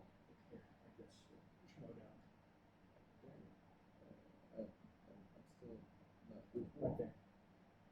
Oh, on this. It says the Ultimate Schmodown. But it's on the and the channel's called Schmodown Entertainment Network. They're really cool. Another guy named Dan Merle I watch. He talks about movies. It's funny how like YouTube has taken over like that. You know, we're watching a lot of YouTube channels. I like to watch Adam Savage's One Day Builds. So like them building stuff, like like a workshop. That's pretty fun. And then I also like to watch theme park stuff. I'm a theme park aficionado. I love, even though I haven't been to certain theme parks and never even been to them in a long time, or never even been period. I still have to keep up with everything. Like in Universal Studios, the Super Nintendo Worlds are coming out, which is really cool. They're making a theme park about Nintendo characters. That's one of the more interesting things I feel like I've heard is someone saying that they're a theme park aficionado. That to me is so intriguing because it's like, yeah, theme parks are pretty legit, aren't they? Like yeah, it's like there's a lot to digest there. There's history there. Yeah, it's like, damn, that's fun. That's fun stuff, bro. You got a channel on that you watch? I have several, like the Tim Tracker, and check out Tony Goldmark. He has a podcast. He does YouTube, but he also has a podcast called Escape from Walt Disney, where he has a randomizer where he reviews and watches movies that are solely on Disney Plus. Okay. And yeah, it's really cool. So yeah, Escape from Walt Disney. If you want to check out the podcast.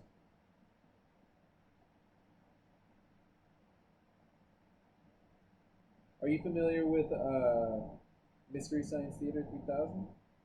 Yeah, I didn't really watch it much growing up, but yeah, I know of it.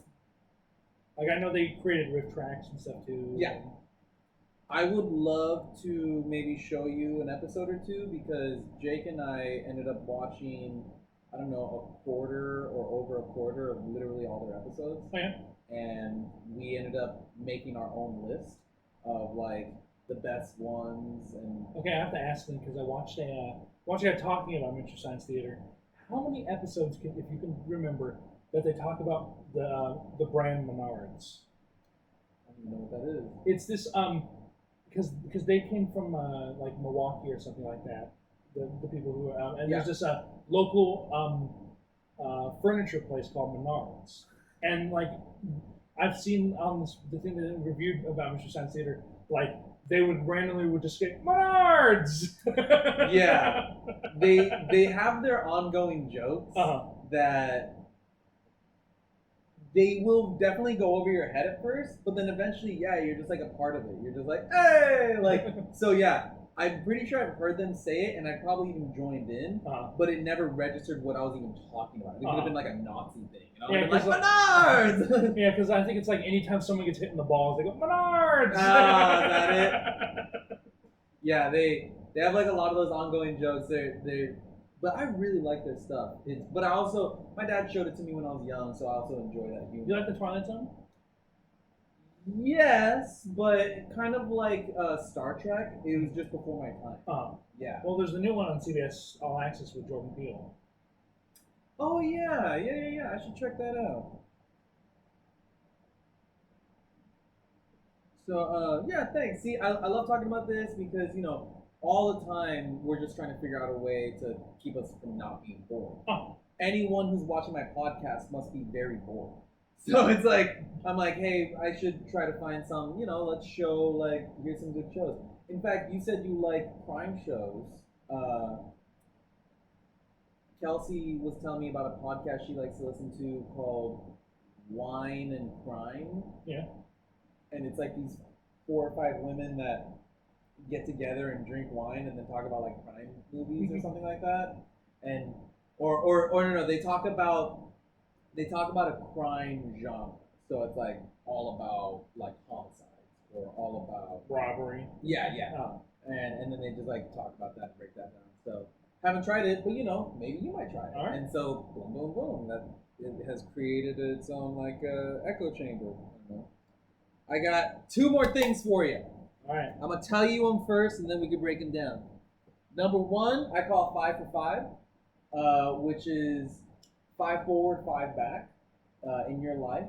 If you were to talk to yourself 5 years ago, and if you think 5 years from now was to talk to you today, and then before we go on, I'll explain it more.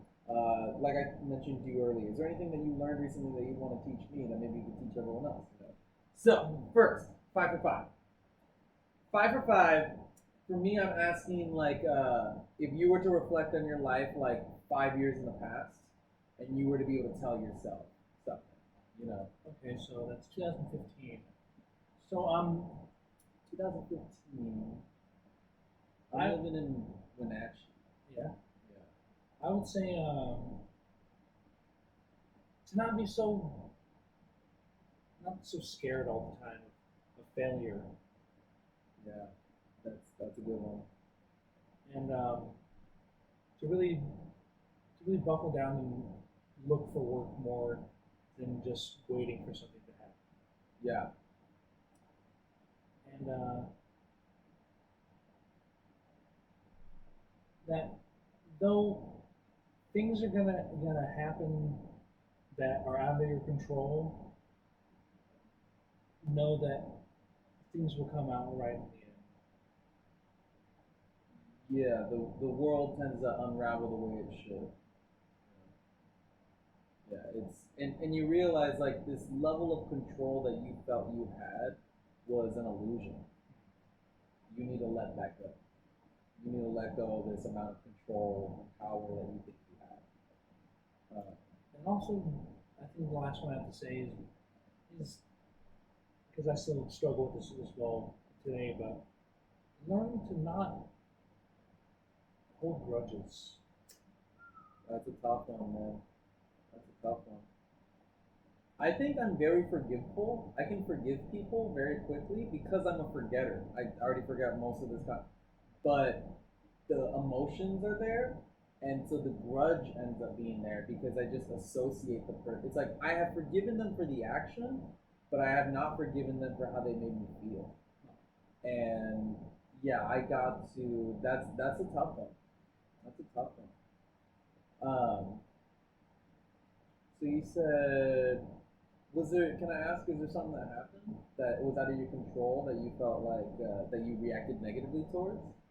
I mean, it happens a lot. It's due to my ADD and everything like that. So it's just a lot. You're reactive. Yeah. Yeah. No, I'm very the same way. I'm very reactive. I only recently learned the difference between reacting and responding. When you react, it's in the moment and you don't give yourself time to think. Yeah. When you respond, you thought about it. You know? Yeah. So, yeah. And also one more thing, yeah. because it's done much better for me in the last couple of years. I should have done therapy back then. So do therapy back then, and you won't feel the way you do. Because I was always the one back then and stuff like that. I always felt like I don't need therapy because I'm not crazy. Yes. Yeah. Of course. It's like, what's mental health? Like, what's that? Yeah. I'd say a lot of people live like that right now. That stigma is still very strong. Duncan Trussell has a really good conversation about it, but yeah, it's like once you hear someone has gone crazy, there's a stigma attached to it, you know. But really, there's nothing there. It's like every now and then the computer just gets fried. The computer restarts, and it's a fine computer, you know. But yeah, sometimes just shit goes haywire. What are you gonna do, right? That's the living and learning. For me, I think it was ironically, I think a little bit opposite of yours, in the sense of I need to settle down and not at that time, it's not that I wasn't applying myself because I was busy all the time and I was doing stuff all the time. I was applying myself, but it wasn't to things that I cared about. I was trying to live for others. We don't know how much got cut, so Yeah, I'll probably have to figure. Edit one In more fact, yeah. time. Let's see. Is this one still live? That's not going. This one's still live. That's not going.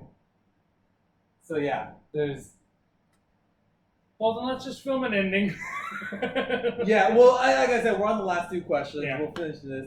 So, 5 years from now, what do you think he's gonna say to today? I don't know because it's kind of difficult. Well, you're gonna grow. Cause the thing is like I feel like what I'm trying to ask you to do is take an objective stance at your life right now. Because it's easy to say, I'm trying my best, I'm doing my best, I'm happy, I care about what I care about. But it's hard to take a step back and say like, oh, look at this asshole. He's not a contributing member of society, or he's too focused on himself rather than others, or it's like, where do you think your deepest flaw is that you think you can maybe like, even if you were just to fix it a little bit, it would be such a huge amount. Okay, yeah, let me think about it. So, I'm trying to think of mine. 5 years from now.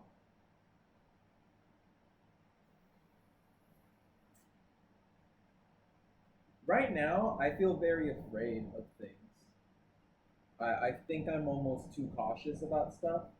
Like, we were talking about Tinder earlier, and I mentioned that one girl, like, I was telling her, like, I don't want anything serious, I don't want anything serious. And yeah, it's like, now I feel like I don't know how to commit, almost. Maybe I've become too reserved, It's like, so yeah, I feel like I tell myself,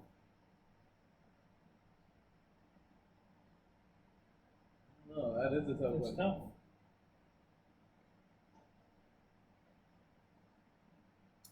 I have it, but I'm just trying to figure out how to word it.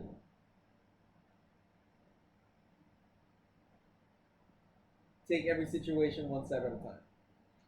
Yeah, I think basically what you just said too. There's really, yeah. That's fine, yeah. This is the challenge. This is what makes good shit. Is like, if I just babied you the whole time, that's not fun. We want some good content. And I felt like we. Oh yeah. At first, I was like, even the drive over here, I was like, oh god, if it's gonna be 3 hours, I don't know what we're gonna talk about. And we talked for 3 hours straight. We talked for 3 hours straight, and the car ride, and the lunch, and we're gonna talk again. Like, it's like, yeah, no, that's why I really felt this was good for me, because I was like, I love talking to people, and I love keeping this going, and the fact that I get to have notes to reference to, like, and you're stuck here dealing with me, and it's on camera, like, yeah, you're fucked. Now, but yeah, take everything one step at a time, because I think, like, a lot of times, like, what's the word, overwhelm myself. It's like, oh, then I'm gonna have to do that, and then we're gonna do that, and then we're gonna do that. No. Do one thing, just put in your best effort, and fucking go with it. And also, don't be afraid to take a shot. Yeah. In my life, I've had so many opportunities that I was too scared to take up. And I think just, there's a quote from a movie that it's funny. You wouldn't think a good inspirational quote would be from, but if you've seen the movie Uncle Drew, the basketball movie, No. where you miss 100% of the shots you don't take. Yeah, exactly. You never give yourself a shot if you never take a shot. Yeah. And I've recently gotten into Hamilton, the musical. I know I'm 5 years late to the party. I haven't even gotten into it yet. But there's a song called "My Shot," and the main hook is I'm not throwing away my shot. Yeah. Because I'm just like my country. I'm young, scrappy, and hungry. I'm not throwing away my shot. Yeah. And I think that's a good motivational song to actually think about. Yeah. Yeah, a lot of rap songs aren't like that right now. Thank you for that part. I enjoyed that part because, like I said, I want to challenge us. I want to get us to talk about. I like that existential stuff. But the last thing I want to end on is there anything you can teach me, you think? Is there anything that maybe you've learned recently, like whether it's a skill or just a lesson or even a quote or something from a movie, I don't know. Is there something that you've learned recently that, just like, hey, let me teach you this, and maybe he teaches them that, right?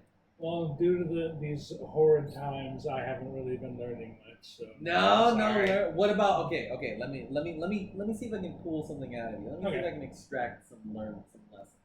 Well, you're a big music guy. You love music. So, what's one of the most recent albums that surprised you?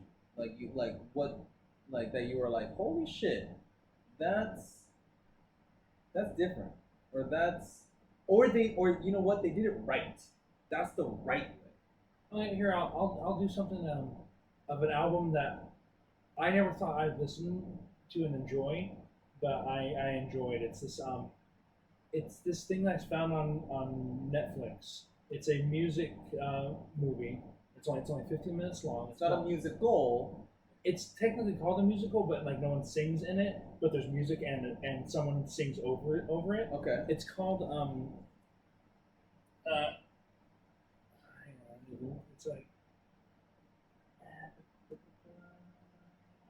Yeah, I don't know.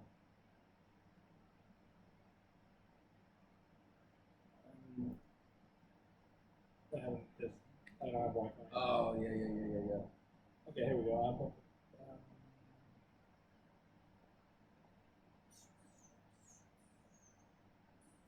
Sorry. No, Hang on. we can always. I can trim this up, and there's post. Yeah, There's clean always it in post. clean it in post. Well, it's called Anima Okay. by Tom York. He's the lead singer of Radiohead. He made this musical, and it's something I thought I'd never listen to, but I actually really enjoyed it.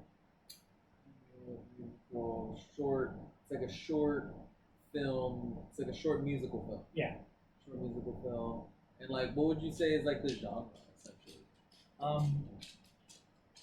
Uber alternative, like super alternative music. Okay.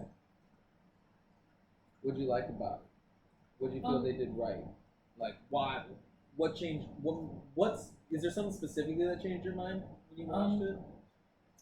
Well, first I heard this song on my Spotify, and I found out it was from this thing. That's why it made me watch it. So I'll say the song. It's called the Dawn Chorus. Dawn Chorus by Tom York.